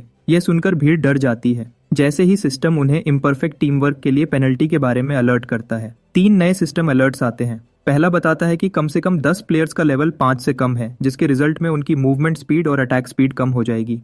दूसरी नोटिफिकेशन बताती है कि कम से कम 10 प्लेयर्स ने एक भी मॉन्स्टर नहीं मारा है, जिससे उनकी अटैक पावर और गोल्ड जमा होने में कमी आएगी। तीसरा मैसेज बताता है कि ज्यादातर लोगों की हिचकिचाहट की वजह से कंफ्यूजन की हालत का मौका बढ़ गया है। संगवू डेसोंग को देखकर गुस्से में आता है। उसको पता चलता है कि जबकि वह ज्यादातर ऑर्क आर्मी को लड़ाई में हरा सकते थे, पर अब उसको सब कुछ साफ हो गया है। भीड़ हैरानी में उसको देखती है जब वह घोषणा करता है कि वह खुद ऑर्क से लड़ेंगे। वह मानता है कि अगर किसी को हथियार चलाना नहीं आता तो उसके पास हथियार होना बेकार है। जीसू और हानहो उसको रोकने की कोशिश करते हैं, लेकिन वह उनको भी वही बात कहता है। भीड़ में लोग उसको घूरते हैं, उलझन में सोचते हैं कि वह पागल हो गया है। स्टूडेंट काउंसिल के मेंबर्स मुस्कुराते हैं जब वह डिस्कस करते हैं कि ये उसको खत्म करने का एक बड़ा मौका हो सकता है। जिनसुक विंडो से बाहर देखती है, उसको बेवकूफ कहती है और भविष्यवाणी करती है कि वह जल्दी ही मर जाएगा। जीसू सोचती है कि यह अच्छा आइडिया नहीं है, इसलिए वह उसको अकेले ना जाने के लिए कन्विंस करने की कोशिश करती है। वह उसको याद दिलाता है कि जब वह पहली मंजिल पर थे तो उसने कहा था कि साथ रहने का कोई फायदा नहीं है। उसके स्केलेटन्स अकेले ही उस बस में ज्यादा लोगों से ज्यादा स्ट्रांग हैं, तो किसी को भी साथ ले जाना सच में बेकार है। यह सुनकर जीसू सोचती है कि उसकी स्ट्रेटजीज आमतौर पर फूल प्रूफ होती हैं, लेकिन इस बार दांव पर बहुत कुछ लगा है। जैसे ही संगवू अपने स्केलेटन्स के साथ ग्राउंड में चलता है, सब लोग उसको यूनिवर्सिटी की खिड़कियों से देखते हैं। उसके दोस्त उससे थोड़ी दूरी पर बस के अंदर हैं। वह यहाँ उसको बचाने के लिए हैं अगर कुछ गलत होता है। संगवू फील्ड के बीच में फ्रीज हो जाता है जब दुश्मनों की काली फिगर्स बाहर आती हैं। ऑर्क्स धार लगाते हुए फील्ड पर उतरते हैं और उसकी तरफ आते हैं। बिना वार्निंग के वह उसकी तरफ चार्ज करना शुरू कर देते हैं। एमसी मॉन्स्टर्स को एनालाइज करता है और ऑर्क चीफ को चुनने की कोशिश करता है। उसको कोई सिस्टम मैसेजेस नहीं दिखते, इसलिए वह ये कंक्लूड करता है कि यह एक मिड लेवल बॉस होना चाहिए। लाल ऑर्क गुस्से में अपनी एक्स उसकी तरफ उठाता है। वह स्टैंड्स पे चढ़ जाता है, अपने मिनियंस को आगे बढ़ने का इंस्ट्रक्ट करता है। उसका शील्ड क्रीक करता है जब वह उसको जमीन पर रखता है। सीढ़ियों के ऊपर पोजीशन लेकर वह अपनी जगह पर डट कर रहने का फैसला करता है। जैसे ही ऑर्किस सीढ़ियों की तरफ धार लगाते हैं, स्केलेटन्स अपने डैगर्स उठाते हैं, अटैक करने के लिए तैयार होते हैं। एमसी तुरंत अपनी वाइल्ड बजर्कर स्किल को एक्टिवेट करता है, गॉब्लिन्स की स्ट्रेंथ और अटैक को बढ़ाते हुए। मीली रेंज में लड़ने के बजाय स्केलेटन्स अपने डैगर्स को ऑर्क्स की तरफ फेंकना शुरू कर देते हैं। डैगर्स उनमें से कुछ को मार देते हैं, लेकिन बॉस उनको ब्लॉक करने में कामयाब हो जाता है। एमसी पैनिक करता है, ये रियलाइज करते हुए कि उसके थ्रोइंग अटैक को ब्लॉक कर दिया गया है, और अपने स्केलेटन्स को चार्ज करने का कमांड देता है। वह जानता है कि यह प्लान सुइसाइडल है। जैसे ही सारे स्केलेटन्स ऑर्क बॉस द्वारा डिस्ट्रॉय हो जाते हैं, राइटी उसको घूरता है, उसकी आंखों से आग निकल रही होती है। संगवू अपना हाथ स्केलेटन की खोपड़ी पर रखता है और उसको वेट करने को कहता है। ऑर्क मॉन्स्टर स्मर्क करते हैं जब वह सारे स्केलेटन्स को डिस्ट्रॉय कर देते हैं, लेकिन अचानक कोई उनमें से एक को पीछे से स्मैक करता है। ऑर्क के पीछे एक अनडेड ऑर्क वॉरियर खड़ा है, जो अब संगवू द्वारा कंट्रोल किया जाता है। एक नोटिफिकेशन पॉपअप होती है जो बताती है कि टीम वर्क ने सिनर्जी इफेक्ट का फर्स्ट स्टेज एक्टिवेट कर दिया है। एमसी को वेपन सिनर्जी का एक्सेस मिलता है, जिसके लिए कम से कम 5 एक्सेस की जरूरत होती है। यह इफेक्ट लड़ाई के पहले 10 सेकंड्स के लिए अटैक पावर और स्पीड को बढ़ाता है। ऑर्क्स अनडेड ऑर्क्स के खिलाफ लड़ने में स्ट्रगल करते हैं, क्योंकि ना तो उनसे खून निकलता है और ना ही वह थकते हैं। संगवू राइटी के साथ सीढ़ियों के ऊपर गर्व से खड़ा है, और साथ में वह देखते हैं कि अनडेड ऑर्क्स की आर्मी नीचे के ऑर्डिनरी ऑर्क्स को हावी कर रही है। कुछ स्टूडेंट्स खिड़की से देखते हैं और डिसबिलीफ में घूरते हैं जब वह एमसी को अकेले सारे ऑर्क्स को क्लियर करते हुए देखते हैं। डरे हुए ऑर्क्स के पीछे जीसू, हानहो और बस ड्राइवर भी इस इंटेंस लड़ाई को देखते हैं। जीसू की आंखें शौक से बड़ी हो जाती हैं जब वह संगवू के साथ अपनी आखिरी बातचीत याद करती है। उसको लगता है कि उसने सब कुछ पहले से एंटिसिपेट कर लिया था। जैसे ही हीरो अपने माना लेवल को डिस्प्ले कर रहे सिस्टम अलर्ट पर नजर डालता है, उसको खुशी फील होती है, क्योंकि वह बढ़ रहा होता है। वह सोचता है कि क्या ये एक लेजेंडरी आइटम की पावर है। खोपड़ियां बैटलफील्ड के ऊपर तैर रही होती है, जब एक और नोटिफिकेशन संगवू को बताती है कि ऑर्क्स सेंट ऑफ डेथ के ओवरवेलमिंग इफेक्ट से कमजोर हो गए हैं, जिससे उनकी कैरेक्टरिस्टिक्स 30% कम हो गई है। ऑर्क्स डर कर पीछे हटना शुरू कर देते हैं, लेकिन उनका लीडर वापस धार लगाता है, जिससे एक मोराल बूस्ट इफेक्ट ट्रिगर होता है जो डीबफ के इफेक्ट्स को आधा कर देता है। एक चीख के साथ ऑर्क्स हीरो के खिलाफ फिर से लड़ाई में चार्ज करते हैं। दूसरी तरफ संगवू की अनडेड आर्मी आने वाले ऑर्क्स से लड़ने के लिए तैयार है। राइटी हीरो के ऊपर फेंस पर चढ़ जाता है और बाकी अनडेड आर्मी को बैक करने के लिए दौड़ता है। जैसे ही वह उनकी तरफ दौड़ता है वह अपनी तलवार निकालता है और कुछ ऑर्क्स को काटना शुरू कर देता है। अनडेड ऑर्क्स के साथ मिलकर स्केलेटन संग वू के कमांड पर दुश्मन पर चार्ज करता है। ऑर्क्स को खत्म करने के बाद हीरो एक लंबी सांस लेते हुए सीढ़ियों पर बैठ जाता है। उसके सामने एक सिस्टम नोटिफिकेशन आती है जो अनाउंस करती है कि उसने 100 मॉन्स्टर्स को हराकर एक लॉटरी टिकट हासिल की है।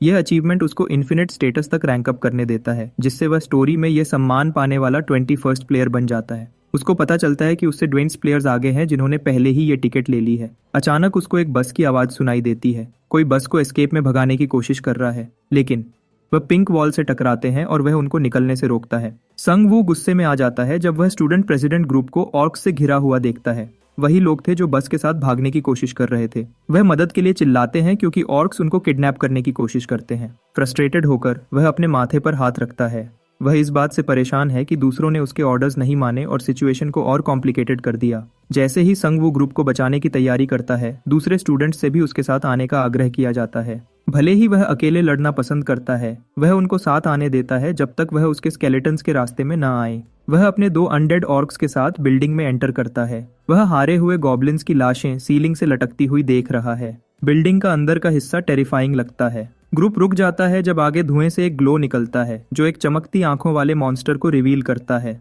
संग वू अपने हाथों में ऑर्ब पकड़ता है और सवाल करता है कि क्या वह बॉस को देख रहा है। वह सबको तैयार होने का ऑर्डर देता है क्योंकि वह ऑर्क बॉस का सामना करने वाले हैं। हॉस्टेजेस को कुचलकर खून से भर गया है, कुछ के दांत भी टूटे हुए हैं। हीरो को थोड़ी सुकून मिलती है कि अभी तक कोई हॉस्टेज मरा नहीं गया है, लेकिन वह कंफ्यूज्ड भी है क्योंकि उसने नहीं सोचा था कि ऑर्क्स इतने इंटेलिजेंट होंगे कि वह हॉस्टेजेस ले सकें। स्टूडेंट काउंसिल के मेंबर्स उसको देखते हैं और मदद के लिए भीख मांगते हैं। वह उनको गुस्से से देखता है और कहता है कि उनकी करंट सिचुएशन उनकी अपनी ही बेवकूफ़ी की वजह से है और उन्होंने दूसरे लोगों को भी इसमें घसीट लिया।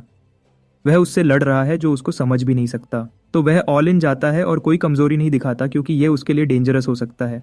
उसका प्लान ऑर्क्स को अचानक अटैक से कंफ्यूज करना और ग्रुप को बचाना है। अचानक एक ऑर्क अपनी एक्स को घुमाता है और स्टूडेंट काउंसिल प्रेसिडेंट का सर उसकी बॉडी से अलग कर देता है। सब लोग ये देखकर शॉक्ड हो जाते हैं, लेकिन सरप्राइजेस यहाँ खत्म नहीं होते। बिल्डिंग की छत से असल ऑर्क बॉस दिखता है। वह एक स्ट्रेंज स्पेल छोड़ता है जिससे सब लोग वीक फील करते हैं। सिस्टम इंडिकेट करते हुए जीसू को मल्टीपल अलर्ट्स भेजता है कि वह ब्रेथ ऑफ द एबिस की वजह से स्टेट ऑफ कंफ्यूजन में आ गई है और उसका माना ड्रेन होता रहता है। ऑर्क बॉस आखिरकार एंट्रेंस करता है। वह एक जूनियर लेवल ब्लैक मैजिशियन है जो एक शामन की तरह है। हनहो के हाथ कांपते हैं जब वह एक बॉटल को निचोड़ता है और उसको खोलने की कोशिश करता है। वह माना को रिस्टोर करने के लिए बॉटल पीता है और एक संगवू को भी ऑफर करता है, लेकिन वह उसको रिजेक्ट करता है और उससे कहता है कि इसके बजाय उसको जीसू को दे।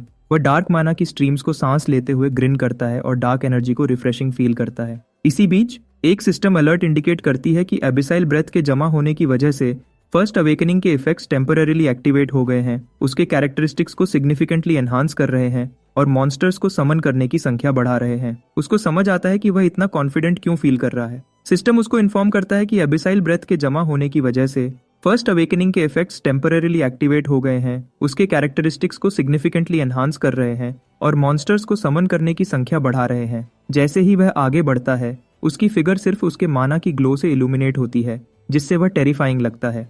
सोचो, एक नेक्रोमांसर पर ब्लैक मैजिक का यूज करना।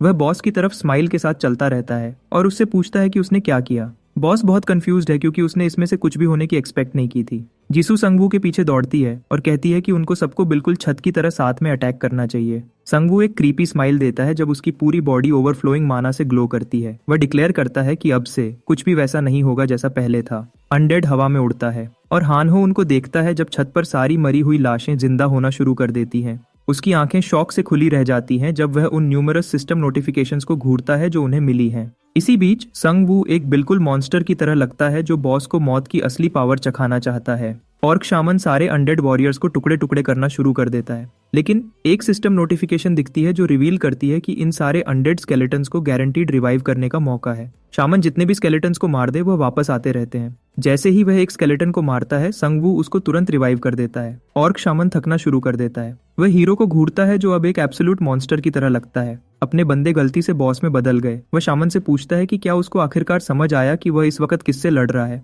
वह उसकी चमकती आंखों से उसकी आत्मा में घूरता है और उससे कहता है कि यह मौत की असली नेचर है। शामन डर से चीखता है क्योंकि उसको नहीं पता कि हीरो को कैसे हराया जा सकता है। वह पीछे हटने की कोशिश करता है लेकिन अनडेड आर्मी उसको चारों तरफ से घेर लेती है। संगवू यह देखकर उससे कहता है कि वह बेवकूफ है जो यह सोच रहा है कि वह मौत से बच सकता है। बेचारा शामन चीखता है जब सारे स्केलेटन्स उस पर हर तरफ से कूदते हैं। वह लड़ने की कोशिश करता है लेकिन नंबर्स उसके बहुत ज्यादा खिलाफ हैं। आखिर में राइटी आखिरी वार करता है और उसको उसकी तकलीफ से छुटकारा देता है। संगवू को जूनियर ब्लैक मैजिशियन को मारने के लिए 155 गोल्ड मिलते हैं। ऑर्क चीफ को मारने के बाद राइटी उसका माना एब्जॉर्ब करता है और उसका रैंक बढ़ता है। संगवू सोचता है कि उसके मिनियंस को एक्सपीरियंस हासिल करने के लिए बॉस को हराना होगा।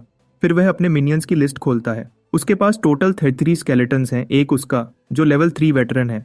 जैसे ही वह लिस्ट को देखता है, हनहो उसको बुलाता है और उससे कहता है कि बॉस मॉन्स्टर के मुंह से कुछ निकल रहा है। जब हीरो देखता है उसको पता लगता है कि ये एक आइटम है। आइटम की डिस्क्रिप्शन में लिखा है कि ये यूजर को डेविल एट्रीब्यूट्स देता है और एक बार इक्विप्ड होने के बाद इसको हटाने के लिए बहुत सारे सैक्रिफाइसेस की जरूरत पड़ेगी। उसको डेविल एट्रीब्यूट्स का मतलब ज्यादा समझ नहीं आता और वह मानता है कि शायद यह उसकी नेक्रोमैंसर क्लास की तरह ही होगा। वह आइटम को इक्विप करता है जो उसको डेविल एट्रीब्यूट देता है। यह उसको हर अटैक के साथ दुश्मन का माना चुराने देता है। अचानक उसके सारे स्केलेटन्स हड्डियों में बदलना शुरू कर देते हैं क्योंकि ऑर्क शामन स्पेल का इफेक्ट खत्म हो जाता है। ग्रुप स्टूडेंट्स के पास वापस जाता है जो बॉस को हराने के लिए उनका चीयर करते हैं। वह संगवू को अपना हीरो कहते हैं लेकिन उसको इस सब के बारे में ज्यादा अच्छा फील नहीं होता क्योंकि उसको दूसरे लोगों की जरूरत नहीं है।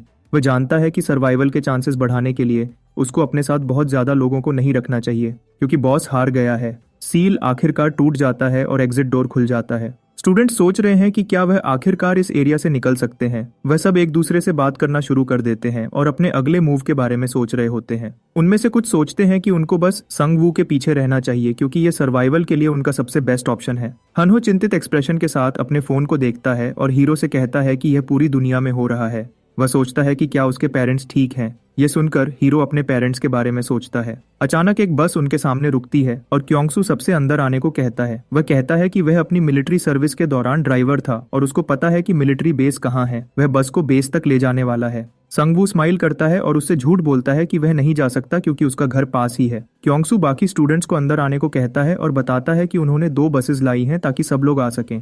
हीरो के ग्रुप को छोड़कर सब लोग बसेस में चढ़ जाते हैं। वह लड़का उसको बाय बोलता है और ड्राइव करके निकल जाता है। स्टूडेंट्स के जाने के बाद हानहो सोचता है कि वह आगे कहाँ जाएंगे। वह जीसू से पूछता है कि वह कहाँ रहती है। वह उससे कहती है कि वह स्कूल के डॉर्म्स में रहती थी क्योंकि उसका अपना फैमिली एक आइलैंड पर रहती है। फिर वह हीरो से पूछती है कि क्या वह उसके साथ रह सकती है भले ही वह उसके लिए ज्यादा हेल्पफुल ना हो। वह उसको यकीन दिलाता है कि वह हेल्पफुल होगी और उसको रहने देता है।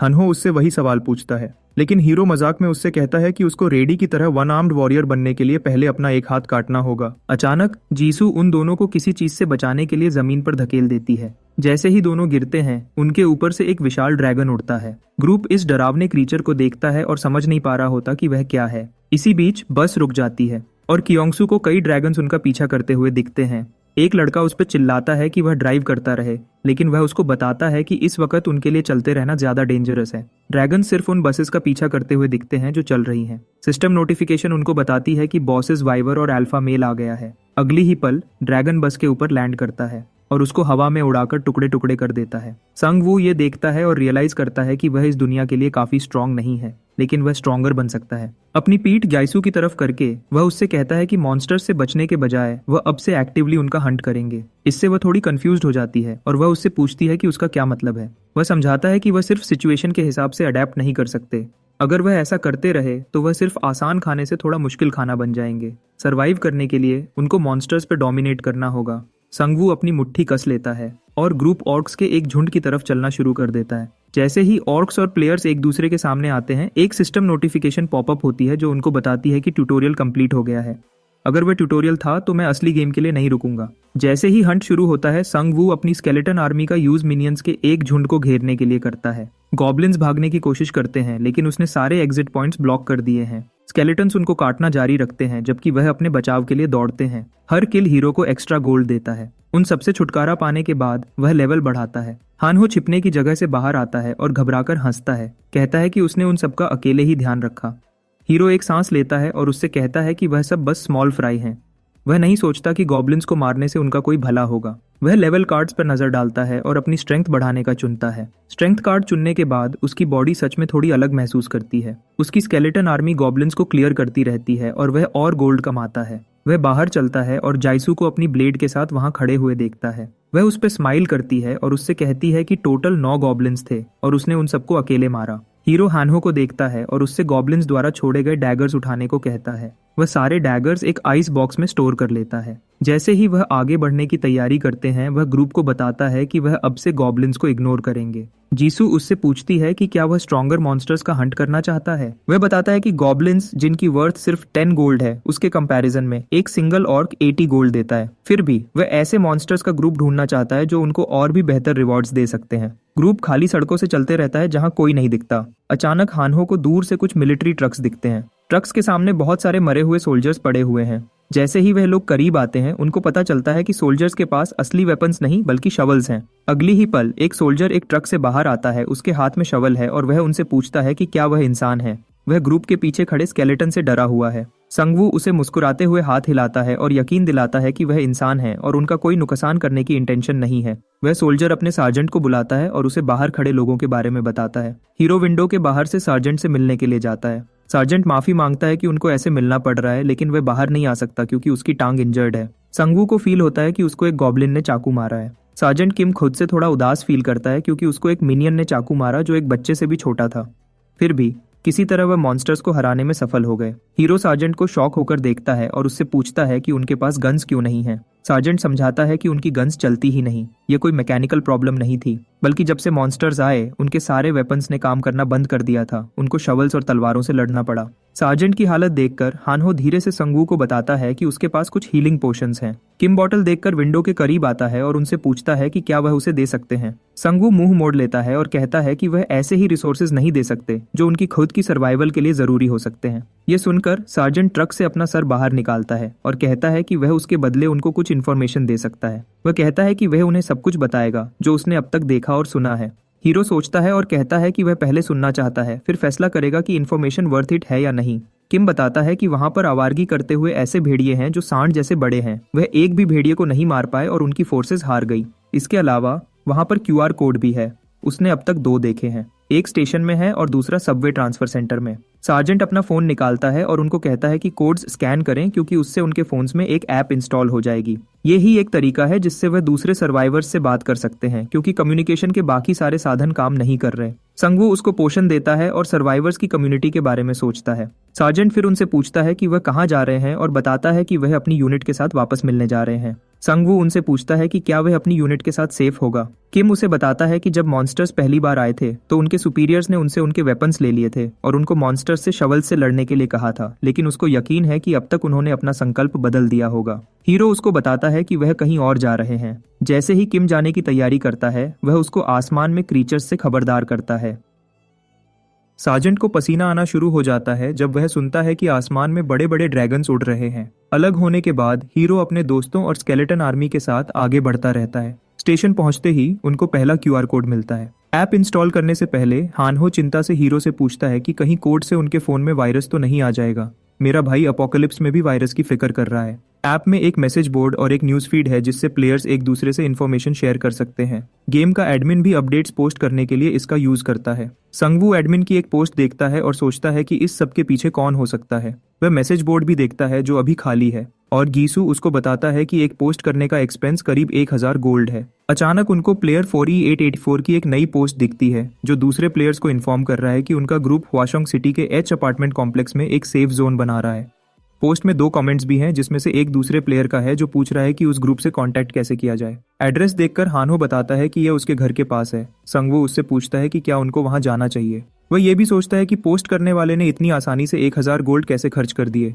उनको इतनी मुश्किल के बाद मुश्किल से लेवल 6 मिला था और वह दूसरा ग्रुप पहले से ही लेवल 8 पर था। वह पोस्ट को घूरता है और मन ही मन सोचता है कि कुछ तो गलत लग रहा है, लेकिन उसको फिर भी कुछ हाई लेवल सर्वाइवर्स से मिलना है, इसलिए वह पोस्ट में बताए हुए एड्रेस की तरफ चलता रहता है। अचानक उसके फोन पर एक बीप की आवाज आती है। वह चेक करता है तो देखता है कि पोस्ट पर एक कमेंट डिलीट हो गया है। जिस प्लेयर का कमेंट डिलीट हुआ था वह पूछता है कि कमेंट क्यों डिलीट किया गया, और ओरिजिनल पोस्ट के ऑथर उसको बताता है कि कोई बकवास कर रहा था, इसलिए उन्होंने उसके कमेंट्स डिलीट कर दिए। ये बात हीरो को थोड़ी अजीब लगती है जब वो अपना फोन घूरता रहता है। इसी बीच हम एक और तगड़े बंदे को फोन पकड़े हुए देखते हैं। वह एक अजीब सी स्माइल देता है जब उसे पता लगता है कि एक और शिकार उसके जाल में फंस गया है। सूरज तेज चमक रहा है और एक आदमी घबराहट में अपनी बेटी को मिनियंस के ग्रुप से बचाने की कोशिश कर रहा है। उसके पास सिर्फ एक बेसबॉल बैट है जिससे वह मॉन्स्टर्स को डराने की कोशिश करता है। वह सोचता है कि अब वह उनको रोक नहीं पाएगा, इसलिए वह मदद के लिए चिल्लाता है। लेकिन कोई दूसरा प्लेयर उसकी मदद के लिए नहीं आता और वह आसपास के घरों की सेफ्टी से उसको देखते रहते हैं। जब मिनियंस उस आदमी के करीब आते हैं,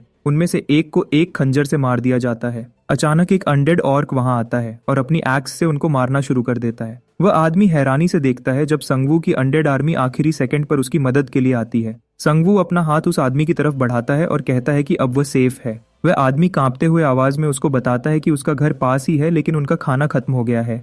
हीरो अपना बैग खोलता है और उसको कुछ कैंस फूड देता है।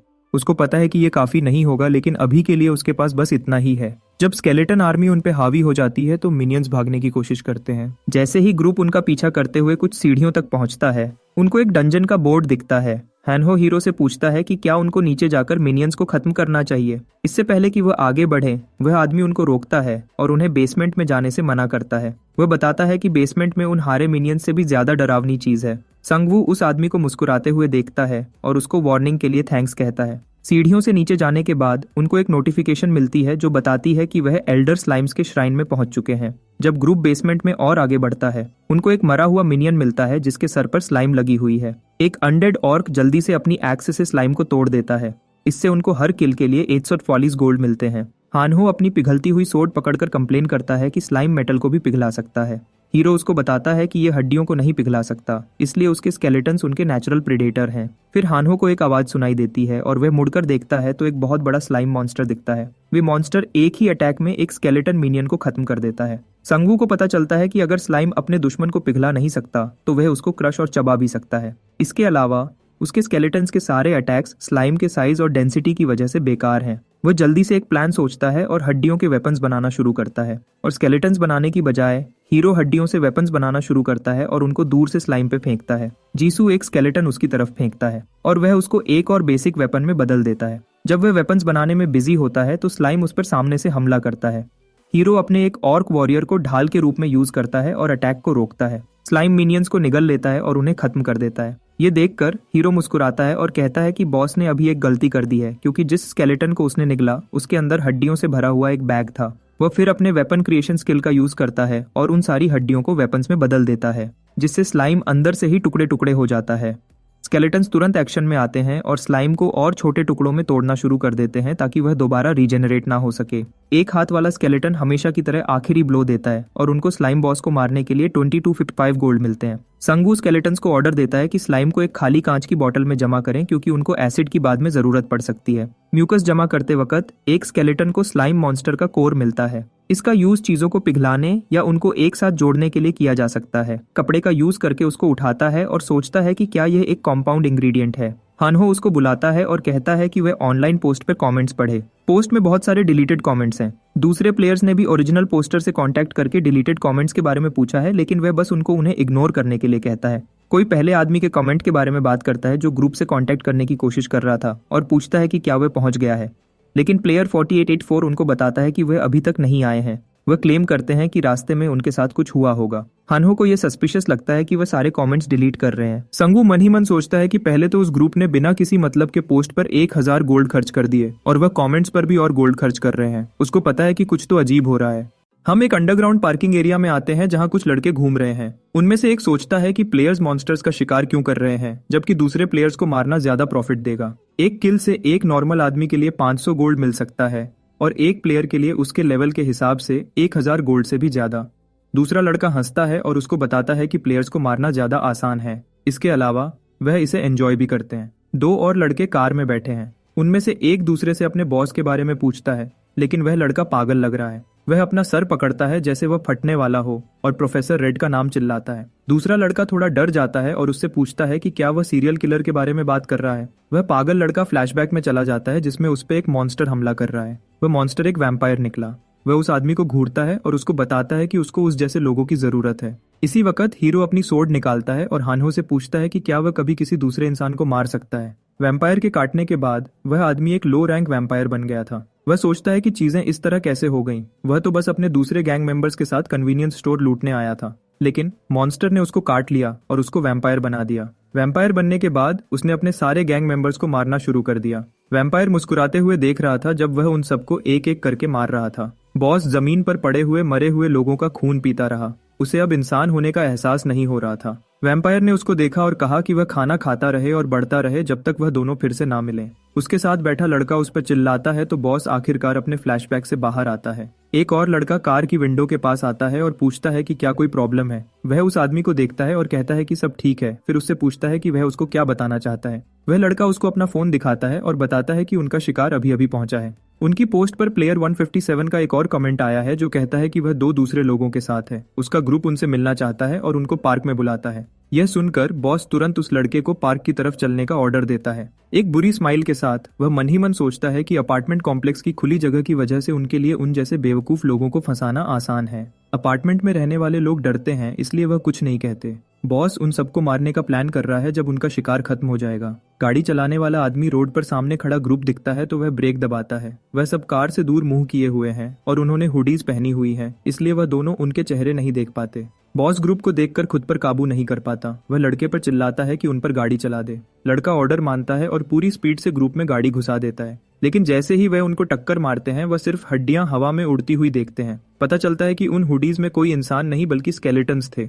जल्दी ही संगवू उन स्केलेटन्स की हड्डियों का यूज करके स्पाइक्स बनाएगा और कार को हिट करेगा। ड्राइवर कंट्रोल खो देता है और कार क्रैश हो जाती है। बॉस को समझ नहीं आता कि क्या हो रहा है। अचानक कोई कार की विंडो तोड़ता है और उसको बाहर खींच लेता है। उसको जमीन पे फेंकने के बाद हीरो उसके हाथ से उसका फोन छीन लेता है और उससे पूछता है कि क्या पोस्ट उसने ही बनाया था। सर पे तलवार होने की वजह से बॉस को समझ नहीं आता कि क्या कहे। हीरो को वह डिलीटेड कमेंट्स देखकर थोड़ा शक हुआ था। वह सोचता है कि ये लोग इससे कुछ ना कुछ जरूर कमा रहे होंगे। उन्होंने जाल बिछाने का निर्णय लिया, लेकिन वह उनको गाड़ी से ही कुचल देंगे। उसने ये एक्सपेक्ट नहीं किया था। वह बॉस वाला लड़का संगवू को गुस्से से देखता है और पूछता है कि क्या उसको पता भी है कि वह कौन है। कुछ बोले बिना हमारा हीरो उसके चेहरे पर एक किक मारता है जब उसका एक चमचा यह सब देखता है। फिर वह एक ठंडी एक्सप्रेशन के साथ उससे पूछता है कि उसके ऊपर कितने लोग हैं। वह उसको धमकी देता है कि अगर उसने जवाब नहीं दिया तो उसकी गर्दन काट देगा। यह सुनकर वह लड़का हंसना शुरू कर देता है। पहले वह हमले के लिए आगे बढ़ता है और हीरो से पूछता है कि क्या उसने कभी किसी को मारा भी है। अचानक कहीं से राइटी आता है और उसके बाजू पर अपनी सोर्ड से वार करता है। वह आदमी दर्द से चिल्लाता है जब हर जगह से खून बहने लगता है। संगवू उसको नफरत से देखता है और कहता है कि इस हालत में भी वह इतना बेरहम नहीं है कि वह बिना कुछ सोचे किसी इंसान को मार दे, लेकिन उसके स्केलेटन्स अलग हैं। जब एक ऑर्क स्केलेटन उस आदमी को खत्म करने के लिए अपनी एक्स उठाता है तो वह हंसना शुरू कर देता है। हीरो सोचता है कि क्या वह लड़का दर्द की वजह से पागल हो गया है। वह दूसरे लड़के की तरफ मुड़ता है और उससे पूछता है कि क्या उनको शुरुआत उसकी टांगें या बाजू काटने से करनी चाहिए। वह लड़का डरता है, इसलिए वह जल्दी से उनको बताता है कि ऊपर 8 लोग हैं। इससे पहले कि वह आगे कुछ बोल सके, बॉस वाला लड़का अपनी तीखी नाखूनों से उसको मार देता है। हैनहो और जीसू उसको शॉक हो जाते हैं जब वह अपने ही साथी को मारते हुए देखते हैं। उसकी टूटी हुई बाजू अब एक नुकीली तलवार में बदल गई है। वह उस लड़के का सर फाड़ देता है और उसका खून पीना शुरू कर देता है। इससे वह ठीक हो जाता है और उसके स्टैट्स भी बढ़ जाते हैं। वह आदमी पहले 3 स्टार निंजा क्लास में था, लेकिन बॉस के उसकी गर्दन पर काटने के बाद उसकी क्लास लो रैंक वैम्पायर में बदल गई। इस क्लास में आप लेवल अप नहीं कर सकते, लेकिन आप उन प्लेयर्स के स्टैट्स को एब्जॉर्ब कर सकते हैं जिनको आप मारते हैं। वह आदमी गुस्से में खड़ा होकर दहाड़ता है और अपना बजर्क मोड एक्टिवेट कर लेता है। इससे उसके सारे स्टैट्स 20% बढ़ जाते हैं। हमारा हीरो सोचता है कि उसकी अपनी क्लास से भी ज्यादा डरावनी एक क्लास है। ग्रुप डिफेंसिव पोजीशन में आ जाता है। स्केलेटन्स आगे से प्रोटेक्ट कर रहे हैं।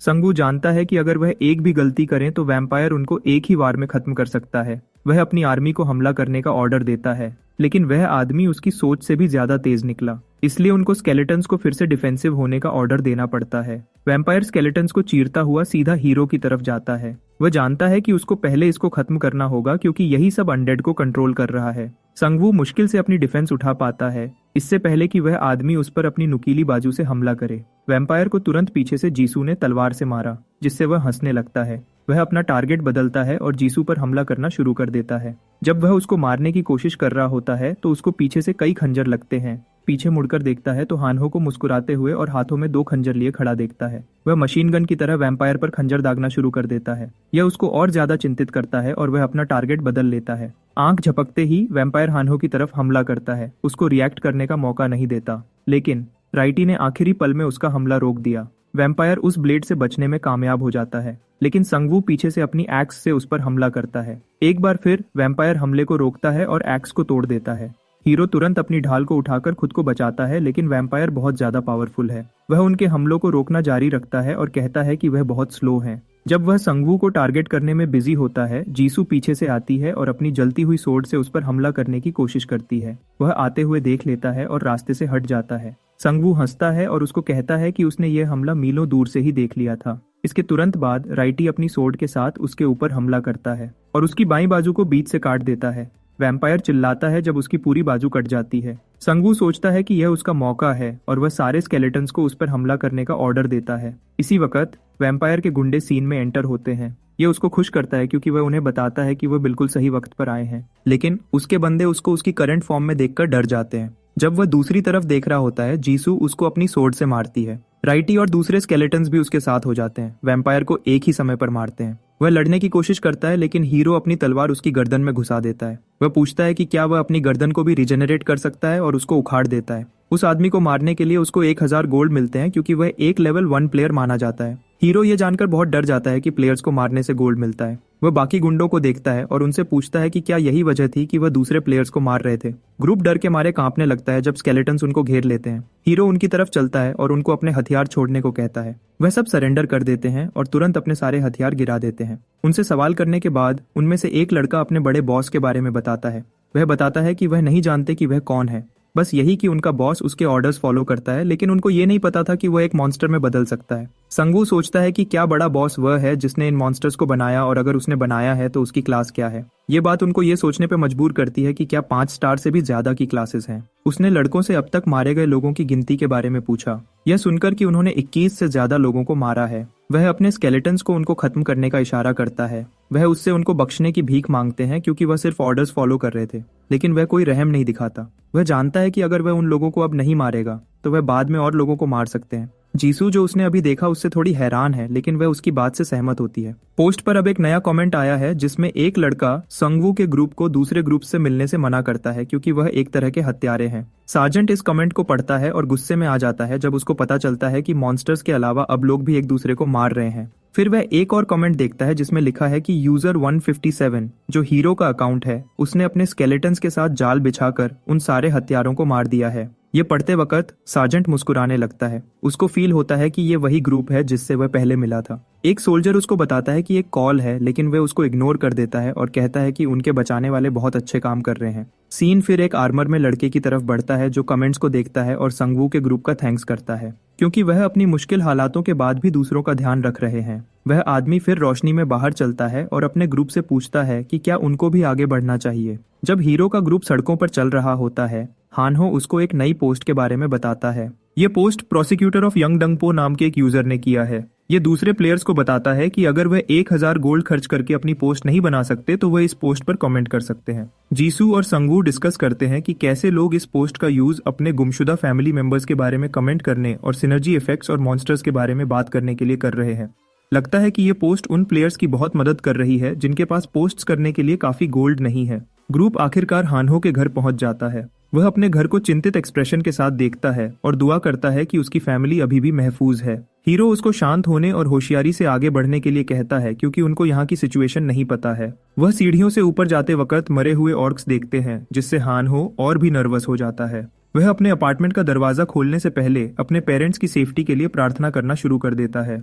दरवाजे पर एक बड़ा अजीब निशान है जो उसको डरा देता है। वह अपनी मॉम के लिए चिल्लाता है कि वह दरवाजा खोले। अचानक दरवाजा खुलता है और उसके पेरेंट्स चिंतित एक्सप्रेशंस के साथ दूसरी तरफ खड़े हैं। उनसे बात करने के बाद उसको पता चलता है कि उन दोनों ने कोई क्लास कार्ड नहीं चुना था। उसके डैड उसको बताते हैं कि कार्ड्स ने उनको ज्यादा अट्रैक्ट नहीं किया था। जब वह सब खाना खा रहे थे, संगवू ने पेरेंट्स से पूछा कि उन्होंने ऑर्क्स को कैसे रोका। बाकी सभी ऑर्क्स ने अपार्टमेंट्स के दरवाजे तोड़ दिए थे और उनका ही एक इकलौता दरवाजा था जो ठीक था। डैड उनको बताते हैं कि उन्होंने ऑर्क्स को बाहर रखने के लिए पेस्टिसाइड्स का इस्तेमाल किया। यह सुनकर एमसी समेत सब हैरान हो जाते हैं। मॉम गर्व से उनको बताती है कि जब उनके हस्बैंड ने उन पर पेस्टिसाइड्स का स्प्रे किया तो सारे ऑर्क्स भाग गए। यह सुनकर हानहो ऑलमोस्ट अपना ड्रिंक गिरा देता है। डिनर के बाद उसकी माँ संगवू और जीसू को उसको वापस घर लाने के लिए शुक्रिया कहती है। फिर वह उनको कुछ ग्रीन टी ऑफर करती है क्योंकि उनके पास घर में और कुछ नहीं है। हानहो उसको बताता है कि उसने भी खंजर फेंककर उनकी मदद की थी, लेकिन उसकी मॉम उसको इग्नोर कर देती है। जब वह सब घर के अंदर आराम कर रहे हैं, कुछ बच्चे बाइक्स पर लाइट्स देखकर एक शैतानी मुस्कुराहट देते हैं। जीसू सबसे पहले शावर से बाहर आती है। मॉम सोचती है कि उसकी बॉडी थोड़ी कमजोर है और उसके लिए बुरा फील करती है। इसी बीच हानहो मन ही मन सोचता है कि वह उससे 30 गुना ज्यादा पावरफुल है। हीरो आखिरकार शावर लेने के लिए जाता है तो उसको सुकून मिलता है। वह खुश है कि उसके दोनों दोस्तों के पेरेंट्स ठीक हैं।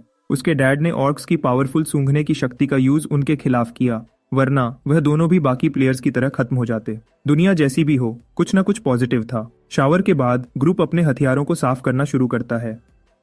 हानहो हीरो से उसके ख्यालों के बारे में पूछता है क्योंकि वह इस जगह पर हमेशा नहीं रह सकते। वह उसको कहता है कि उनको पहले यह फैसला करना चाहिए कि वह कहाँ जाना चाहते हैं और फिर निकलना चाहिए। संगू मन ही मन सोचता है कि जो ऑर्क्स पहले आए थे वह शायद स्काउट्स थे।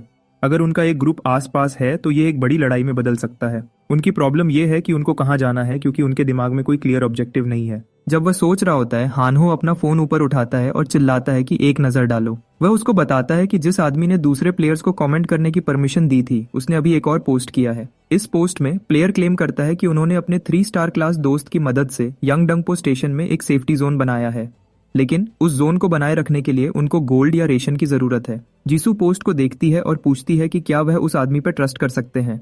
हानहो सोचता है कि उस लड़के को सच में दूसरे लोगों की चिंता है। दूसरी तरफ संगवू अभी भी इस आदमी पर ट्रस्ट नहीं कर रहा। वह उनको बताता है कि अब उसको पता चल गया है कि उसने कल वह दूसरा पोस्ट क्यों किया था। भले ही वह सेफ्टी जोन के बारे में झूठ ना बोल रहे हों, फिर भी उन्होंने सर्वाइवर्स के लिए एक नया मैसेज बोर्ड खोलने पर 1000 गोल्ड खर्च किए, तो ये मुश्किल लगता है कि वह ये सब सिर्फ अच्छाई के लिए कर रहे हैं। वह उनको कमेंट्स देखने को कहता है जो प्लेयर की तारीफों से भरे हुए हैं। संगवू सोचता है कि उसने ये सब सिर्फ प्लेयर्स के बीच एक अच्छी रेपुटेशन बनाने के लिए किया। लगता है कि वह जल्दी ही एक बहुत बड़ा ग्रुप बनाने वाले हैं। अगर ऐसा होता है तो उनको कुछ भी नहीं करना पड़ेगा और उनको सारे रिसोर्सेज खुद ब खुद मिल जाएंगे। हानहो को यकीन नहीं होता कि उस लड़के ने ये सब अपने फायदे के लिए किया। हीरो उसको बताता है कि वह शायद ज्यादा सोच रहा है, लेकिन स्टेशन उनके लिए काफी दूर है तो वह सच का पता नहीं लगा सकते। हानहो को चीफ गू का एक कमेंट मिलता है जो क्लेम करता है कि ह्वाशोंग फोर्ट्रेस में एक और सेफ जोन है। वह कमेंट में बताता है कि उसको रेंट चाहिए। हीरो को रेंट वाला हिस्सा ज्यादा पसंद नहीं आता, लेकिन वह सेफ जोन के बारे में क्यूरियस है। वह अपने दोस्त से उनकी करंट लोकेशन से फोर्ट्रेस तक की दूरी का बारे में पूछता है। हानहो उसको बताता है कि बस से करीब 20 मिनट्स लगते हैं। यह सुनकर कि यह ज्यादा दूर नहीं है, हीरो इसको अपना अगला गंतव्य बनाने का फैसला करता है। जैसे ही वह सब जाने के लिए तैयार होते हैं, हीरो पेरेंट्स से माफी मांगता है कि वह अचानक उनको अपने साथ आने के लिए कह रहा है। डैड मुस्कुराते हैं और उसको बताते हैं कि यह ठीक है, उसने उनके बेटे को सुरक्षित वापस लाया है, इसलिए वह उसको फॉलो करने में खुश हैं। हानहो की माँ उसको बताती है कि मॉन्स्टर्स के अलावा पड़ोस में कुछ डाकू भी घूम रहे हैं। हीरो ये सुनकर थोड़ा कंफ्यूज हो जाता है, इसलिए वह उनसे पूछता है कि उनका क्या मतलब है। डैड समझाते हैं कि वह बस कुछ हाई स्कूल के बच्चे हैं जो मोटरसाइकिल्स पे घूमते हैं और लोगों से चीजें चुराते हैं। संगू डेसोंग को गुस्से में आ जाता है जब उसको पता लगता है कि अब उसको ऐसे छोटे मोटे क्रिमिनल से भी निपटना पड़ेगा। अचानक उनको एक बाइक आने की आवाज सुनाई देती है। जब वह सब पीछे मुड़कर देखते हैं, उनको टीनेजर्स का एक ग्रुप दिखता है जो टफ दिखने की कोशिश कर रहा है। वह उनके सामने रुकते हैं और मांग करते हैं कि उनके पास जो कुछ भी है सब उनके हवाले कर दें। बच्चे अपने नंबर्स और बेसबॉल बैट से उनको धमकी भी देते हैं। हीरो मुस्कुराते हुए उनको देखता है और पूछता है कि क्या सच में उनके पास ज्यादा लोग हैं। उसके पीछे कई चमकती हुई आंखें दिखाई देना शुरू हो जाती हैं। बच्चे अचानक मुड़ जाते हैं और वहां से चले जाते हैं, इससे पहले कि वह कुछ और बोल पाए। ये देखकर ग्रुप कंफ्यूज हो जाता है क्योंकि उनको नहीं पता कि बच्चे किस बात से डरे हैं। हीरो चिंतित एक्सप्रेशन के साथ पीछे मुड़कर देखता है और भेड़ियों का एक झुंड खड़ा देखता है जो सीधे उनको घूर रहे हैं। भेड़िए तुरंत उन पर हमला नहीं कर रहे हैं, इसलिए वह सुझाव देता है कि वह धीरे धीरे पीछे हटना शुरू करें। वह ऐसे मॉन्स्टर्स के साथ क्लोज कॉम्बैट नहीं करना चाहता जिनके पास 4 टांगे हैं। भले ही वह उनके तीखे नाखून और दांतों को ध्यान में ना रखे, उनका बैलेंस बहुत अच्छा होता है। अगर उनके ग्रुप का कोई जमीन पर गिर जाता तो वह जिंदा नहीं निकल पाते। ग्रुप धीरे धीरे अपार्टमेंट बिल्डिंग में वापस जाता है। हानहो हीरो से पूछता है कि क्या वह अंदर सेफ हैं, लेकिन वुल्व्स अभी भी उनको घूर रहे थे, तो उसको पता था कि वह अंदर घुसकर उनको बाहर खींच सकते हैं। जब वह अपना अगला प्लान सोच रहा होता है, एक वुल्फ उनकी तरफ दौड़ता है और सामने वाली दीवार से टकरा जाता है। संगवू अचानक एसिड की बोतल वुल्फ पर फेंकता है जिससे वह जलना शुरू हो जाता है। जब वुल्फ अभी भी दर्द में होता है, हीरो अपने स्केलेटन्स को ऑर्डर देता है कि उस पर अपने बर्छे फेंकना शुरू करें। उनके पास वुल्फ से लड़ाई में सिर्फ यही फायदा है कि वह चीजें फेंक सकते हैं। जब एक और वुल्फ अंदर आने की कोशिश करता है, हीरो अपने एक ऑर्क स्केलेटन को उस पर दौड़ने का ऑर्डर देता है। वुल्फ आसानी से स्केलेटन का सर काटकर उसको खत्म कर देता है, लेकिन अचानक उसके मुंह से हरी एसिड बाहर आना शुरू हो जाती है। हीरो हंसता है और बताता है कि स्केलेटन उस स्लाइम म्यूकस को लेकर गया था और बात पक्की करने के लिए राइटी बिल्डिंग के पहली मंजिल से कूदता है और वुल्फ के सर में खंजर घुसा देता है। हीरो को वुल्फ को मारने के लिए 240 गोल्ड मिलते हैं। दूसरा वुल्फ डर जाता है जब वह स्केलेटन्स को अपने बर्छों के साथ अपनी तरफ आते हुए देखता है। उनको बाकी बचे हुए वुल्फ्स को मारने में ज्यादा टाइम नहीं लगता।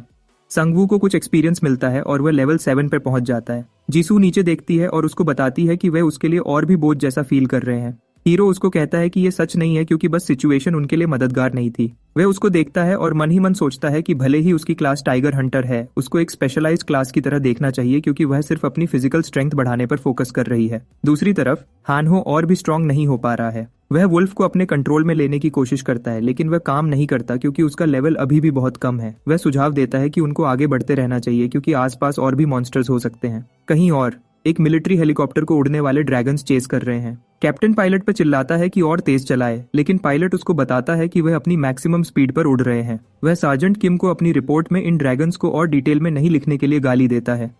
पायलट उसको याद दिलाता है कि उसी ने उसकी रिपोर्ट्स को इग्नोर किया था क्योंकि वह सिर्फ एक सार्जेंट था। अचानक एक नोटिफिकेशन आती है कि फील्ड बॉस वाइवर्न आ चुका है। ड्रैगन हेलीकॉप्टर को अपने नाखूनों से पकड़ता है और उसको ऐसे खत्म कर देता है जैसे वो कुछ भी नहीं है। फिर वह एक बहुत बड़ी बिल्डिंग पर उतरता है और जोर से दहाड़ता है। संगवू और ग्रुप ने यह देखा और वह डर जाते हैं। हानहो ने सोचा था कि मिलिट्री हेलीकॉप्टर मॉन्स्टर्स के खिलाफ कुछ कर पाएगा, लेकिन वह गलत था। उसके डैड देखते हैं कि ड्रैगन्स बिल्डिंग के ऊपर सोने का प्लान कर रहे हैं। वह लोग सेफ जोन के काफी करीब हैं, पर जब तक वह चीज वहां है वह हिल नहीं सकते। संगवू उनसे कहता है कि वह चीज थोड़ी देर में चली जाएगी और उनको थोड़ा आराम करने का सुझाव देता है। रात में ड्रैगन्स इमारतों पर सो जाते हैं जबकि ग्रुप जमीन पर आराम करता है। अचानक हीरो को एक चमक दिखती है। उसके बाद एक सिस्टम नोटिफिकेशन आती है, बिल्कुल वैसी ही जैसी उन्होंने इस अपोकलिप्स की शुरुआत में देखी थी।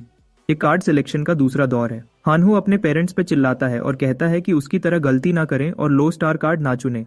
उसके डेटा से उसे पूरा यकीन है कि वह कोई गलती नहीं करेगा क्योंकि वह 20 साल से कार्ड गेम्स खेल रहा है। जैसे ही संगवू कार्ड्स को देखने के लिए इधर उधर देखता है, उसे पता चलता है कि सिर्फ 15 क्योंकि उसने पहले ही एक कार्ड चुन लिया था। ये कार्ड उसके पास मौजूद क्लास के अलावा एक सेकेंडरी क्लास कार्ड का काम करेगा। एक कार्ड अचानक उसकी आंखों के सामने से गायब हो जाता है। संगवू सोचता है कि दूसरे लोग भी कार्ड्स चुन रहे हैं। हानहो ध्यान से कार्ड को देखता है और सबसे ज्यादा स्टार्स वाला कार्ड ढूंढने की कोशिश करता है। हीरो जानता है कि वह सिर्फ स्टार्स देखकर अपनी सेकेंडरी क्लास नहीं चुन सकता क्योंकि उसको कुछ ऐसा ढूंढना है जो उसकी अभी की क्लास के साथ कंबाइन हो सके।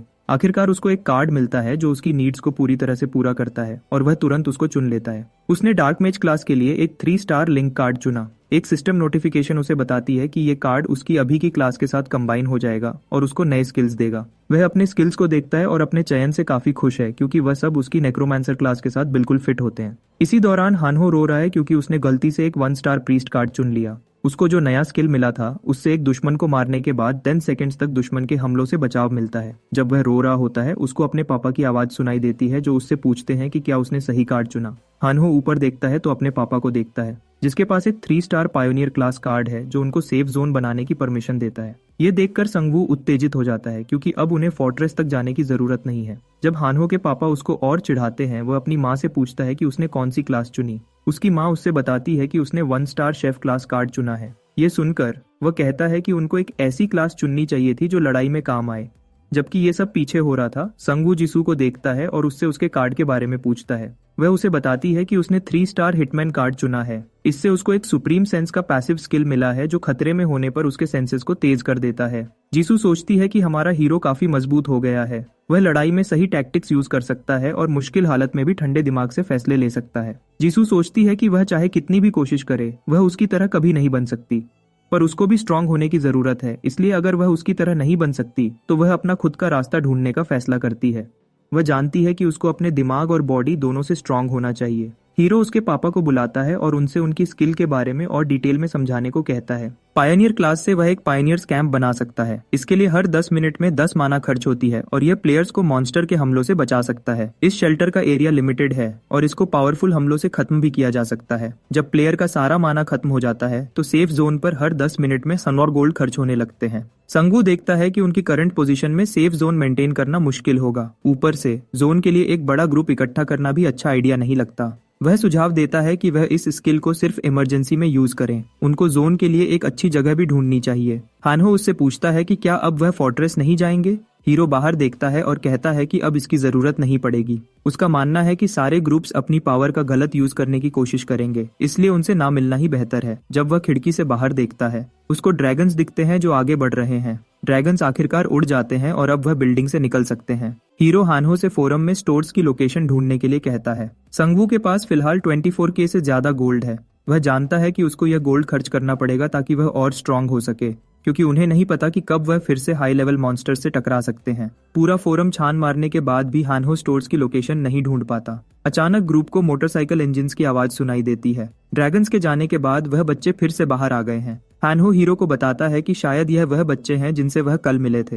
वह मुस्कुराता है और कहता है कि उनको बच्चों से स्टोर्स के बारे में पूछना चाहिए, क्योंकि वह हमेशा लोगों से गोल्ड चुराते हैं। उनके पास भी इसको खर्च करने की कोई जगह तो होगी। बच्चे स्टोर के बारे में बात करते हुए चलते हैं। पिछली बार वह अनलकी थे, पर उनको उम्मीद है कि अगले ट्राई में उनको अच्छी चीजें मिलेंगी। 90% गैम्बलर्स बड़ा जैकपॉट लगने से पहले ही हार मान लेते हैं। बच्चे आखिरकार अपने हाइडआउट में पहुंच जाते हैं, पर वह खाली दिखता है। वह चुपके से एक रूम को खोलते हैं और देखते हैं कि उनके सारे दोस्त छुपे हुए हैं। एक बच्चा उनसे यूजन के बारे में पूछता है, जो गायब है। वह बच्चा रोने लगता है और उससे बताता है कि वह आदमी फिर से आया और यूजन को ले गया, क्योंकि उसने काफी पैसे इकट्ठे नहीं किए थे। अचानक यूजन रूम में एंटर होती है और उससे चुप रहने को कहती है। लड़का उससे पूछता है कि क्या वह ठीक है, पर उसके चेहरे को देखकर उसके एक्सप्रेशंस पूरी तरह से बदल जाते हैं। वह एक वैम्पायर जैसी लग रही थी।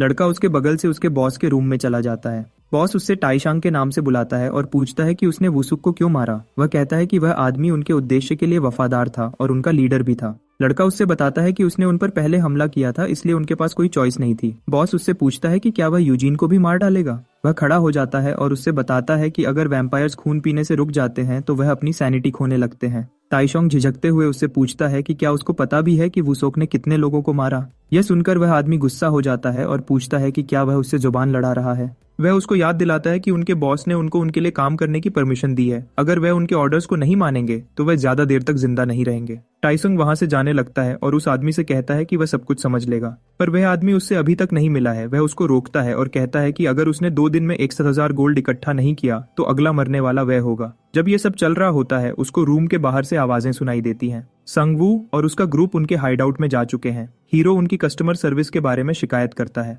बॉस को लगता है कि वह कुछ खरीदना चाहता है, इसलिए वह उससे पूछता है कि उसको क्या चाहिए। संगवू अपनी तलवार उसकी तरफ करता है और उसको ऑर्डर देता है कि उसके पास जो कुछ भी है वह उसको दे दे। वैम्पायर हंसने लगता है और उनसे कहता है कि उनको अंदाजा भी नहीं है कि वह किस मुश्किल में पड़ गए हैं। तब संगवू को उसके दांत दिखते हैं। वह उस आदमी से पूछता है कि क्या वह अपार्टमेंट में गैंग का बॉस है। बॉस गुस्से में आ जाता है, क्योंकि उसे पता चलता है कि ये वही लोग हैं जिन्होंने उसकी सारी गैंग मेंबर्स को मारा था। वह गुस्से में उन पर हमला करता है, पर ऑर्क स्केलेटन उसके बाजू को पकड़ लेता है। हीरो अपनी तलवार वैम्पायर की गर्दन पर रखता है और उससे पूछता है कि क्या वह अपना सर फिर से बना सकता है। 2 ऑर्क स्केलेटन्स वैम्पायर को पकड़ लेते हैं, जबकि संगवू अपनी तलवार उसकी गर्दन में आधे तक घुसा देता है। वह धमकी देता है कि अगर वह थोड़ा भी हिला तो वह उसको मार देगा। फिर वह उससे पूछता है कि क्या वह वैम्पायर लॉर्ड है। यह सुनकर वैम्पायर हंसने लगता है। वह तुरंत आजाद हो जाता है और तलवार को तोड़ देता है। वैम्पायर हीरो पर हमला करने की कोशिश करता है, पर उसको कई खंजर लगते हैं। ऐसा लगता है जैसे संगवू उसके अगले मूव को पढ़ सकता है। इससे पहले कि वैम्पायर आगे बढ़ सके, जीसू दौड़कर आती है और उसकी एक बाजू काट देती है। वह दर्द में चिल्लाता है और उसकी बाजू से खून निकलने लगता है।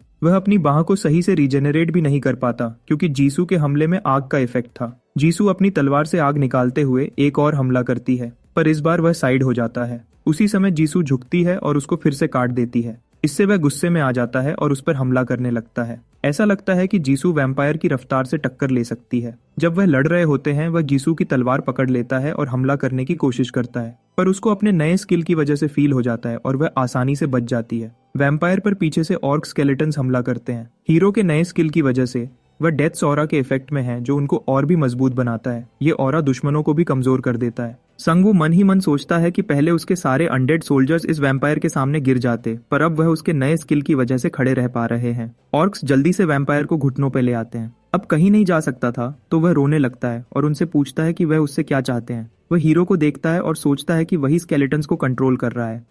वो वीक लगता है, इसलिए वैम्पायर उसको एक ही बार में खत्म करने का सोचता है। उसका प्लान है कि बात करने का नाटक करके उसके पास जाए और उसको मार दे, पर इससे पहले कि वह हिल भी पाए, उसके अंदर कुछ हड्डियों के भाले घुस जाते हैं। संगवू उससे कहता है कि उसकी छाती से भाले घुसने के बाद भी वह बात कर सकता है।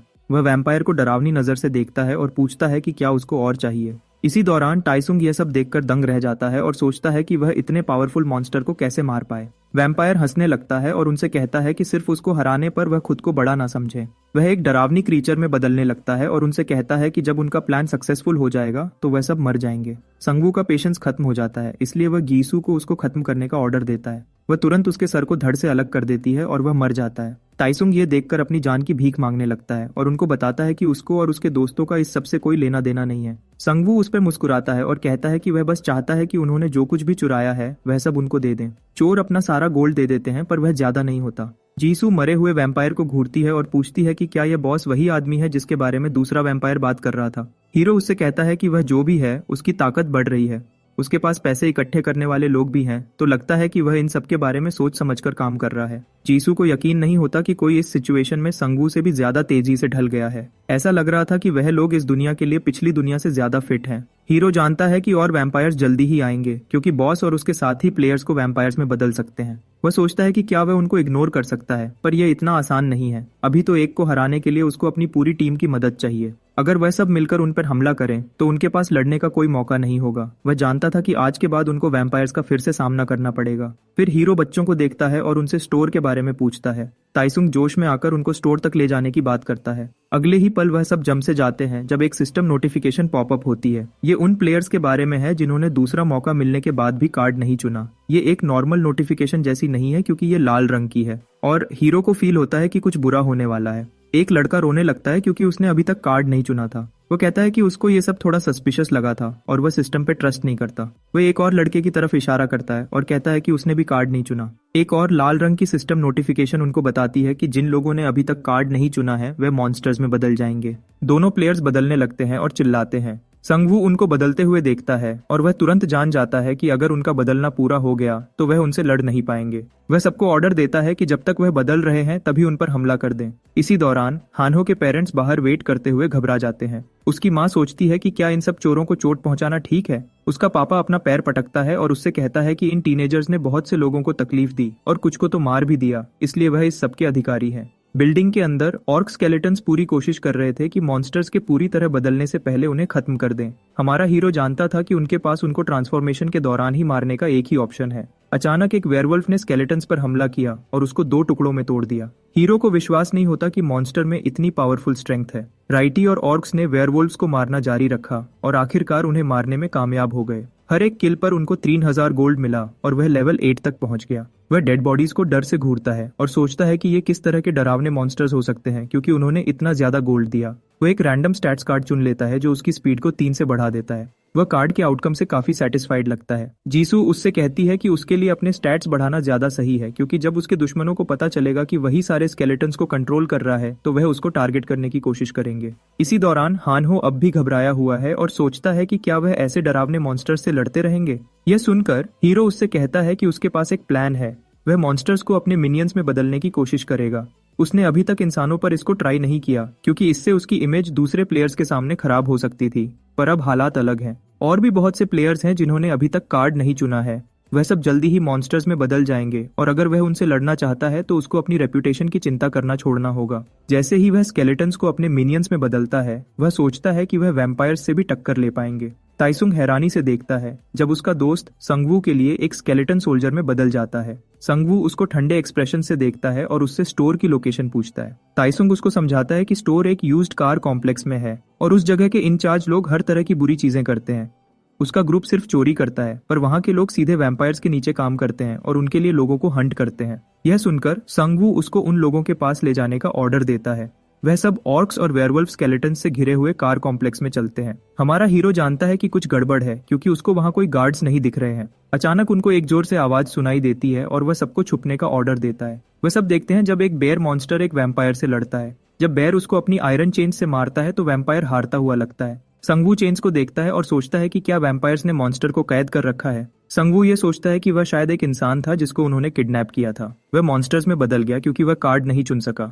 जब लड़ाई खत्म होने वाली लगती है तो वैम्पायर उठता है और फिर से बेयर की तरफ बढ़ता है। बेयर घायल है पर वो वैम्पायर को फिर से मार के पीछे धकेल देता है। हमारा हीरो सोचता है कि ये असल में अच्छा है। अगर वो अपने कार्ड सही से खेले तो वो बेयर मॉन्स्टर को अपने कंट्रोल में ले सकता है। दोनों जोर से गुर्राते हैं और फिर से लड़ने लगते हैं। हीरो अपने वेयरवुल्फ स्केलेटन्स को उन पर हमला करने का ऑर्डर देता है। उनमें से एक वैम्पायर को मारने में कामयाब हो जाता है पर बेयर भी लड़ता है। वो वेयरवुल्फ को पकड़ने की कोशिश करता है, पर दूसरा वेयरवुल्फ आता है और अपने तीखे पंजों से उसे काट देता है। हीरो को बेयर को मारने के लिए 3500 गोल्ड मिलते हैं। उसकी मैक्सिमम कैपेसिटी पूरी हो चुकी है, इसलिए बेयर को अपने कंट्रोल में लेने के लिए उसे अपने स्केलेटन्स में से एक को तोड़ना पड़ेगा। वो ऑर्क्स में से एक को तोड़ देता है और उसकी जगह एक पावरफुल बेयर ले लेता है। बेयर बहुत बड़ा है और मिड लेवल मिनियन के लिए मैक्सिमम साइज लगता है। अचानक हानहो को उनकी स्कूल बस दूसरी कार के बीच खड़ी दिखती है। ग्रुप को पता लगता है कि वैम्पायर्स ने स्टूडेंट्स को कैद कर लिया है। संगू सोचता है कि अगर बस के सारे स्टूडेंट्स पकड़े गए हैं तो उन्हें जिस दुश्मन का सामना करना पड़ेगा वो बहुत ज्यादा होगा। वो अंदर दौड़कर भी नहीं जा सकते क्योंकि इससे उल्टा असर हो सकता है। वो टाइसुंग को देखता है और उससे स्टोर के बारे में पूछता है। जैसे ही वो उसे रास्ता बताने की कोशिश करता है, कोई उसके हाथ पर थप्पड़ मारता है। वो मुड़कर देखता है तो उसकी दोस्त यूजन है, पर वो एक वैम्पायर में बदल चुकी है। वैम्पायर लड़की का नाम सुनकर हंसता है। वो टाइसुंग से कहता है कि उसने उसके दोस्तों को चोट नहीं पहुंचाई क्योंकि वो उन सबको अपने बच्चे मानता है। वो ये देखने आया था कि कौन सारे वैम्पायर्स को मार रहा है। संगू देखता है कि लड़की के अंदर कोई घुस गया है और सोचता है कि क्या दूसरे वैम्पायर्स के मरने का एहसास होने पर ये वैम्पायर उसके पास आया है। वो वैम्पायर से कहता है कि वो एक वैम्पायर लॉर्ड के हिसाब से काफी बात।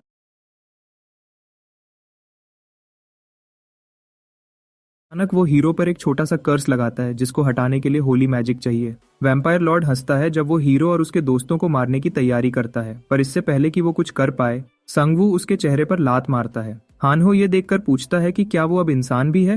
हीरो अपने हाथ पर एक लाल निशान देखता है और सोचता है कि क्या इसका कर्स से कोई रिश्ता है। लकीली निशान उसे कुछ नुकसान नहीं पहुंचा रहा था। हानहो अपनी प्रीस्ट की ड्रेस में आता है और किसी एंजल की तरह उसकी तरफ हाथ बढ़ाता है। संगवू उसे देखता है और सोचता है कि देश के स्टैंडर्ड सच में गिर गए हैं क्योंकि उसके जैसे दोस्त भी प्रीस्ट बन सकते हैं। हानहो उसका हाथ पकड़ता है और कर्स हटाने की कोशिश करता है, पर उसकी होली मैजिक इतनी पावरफुल नहीं है। कर्स हर 12 घंटे में हीरो की लोकेशन वैम्पायर लॉर्ड को बता देगी। अगले ही पल उसे एक और नोटिफिकेशन आती है जो एक क्वेस्ट के बारे में है। ये एक स्पेशल क्वेस्ट है और इसे पूरा करने के लिए उसे वैम्पायर लॉर्ड को मारना होगा। इसके इनाम में 3000 गोल्ड और एक सी रैंक आइटम टिकट है। ये क्वेस्ट हीरो के लिए चीजें थोड़ी आसान कर देता है क्योंकि वो वैम्पायर लॉर्ड को उससे पहले मारने का फैसला करता है। फिर वो टाइसुंग के पास जाता है और उससे वैम्पायर की गुफा के बारे में पूछता है। Group D rank item store में दाखिल होता है। इस बार उन्हें 4 अलग अलग बॉल्स में से चुनना था जो ब्रॉन्ज से शुरू होकर प्लैटिनम तक थी। सबसे महंगी बॉल 100,000 गोल्ड की थी। एमसी ने पहले जाने का फैसला किया। उसके पास अनलिमिटेड रैंक टिकट है जिससे वो प्लैटिनम बॉल तक पहुंच सकता है, पर वो उसे बाद के लिए बचा कर रखता है क्योंकि उसे लगता है कि ये ज्यादा फायदेमंद होगा। वो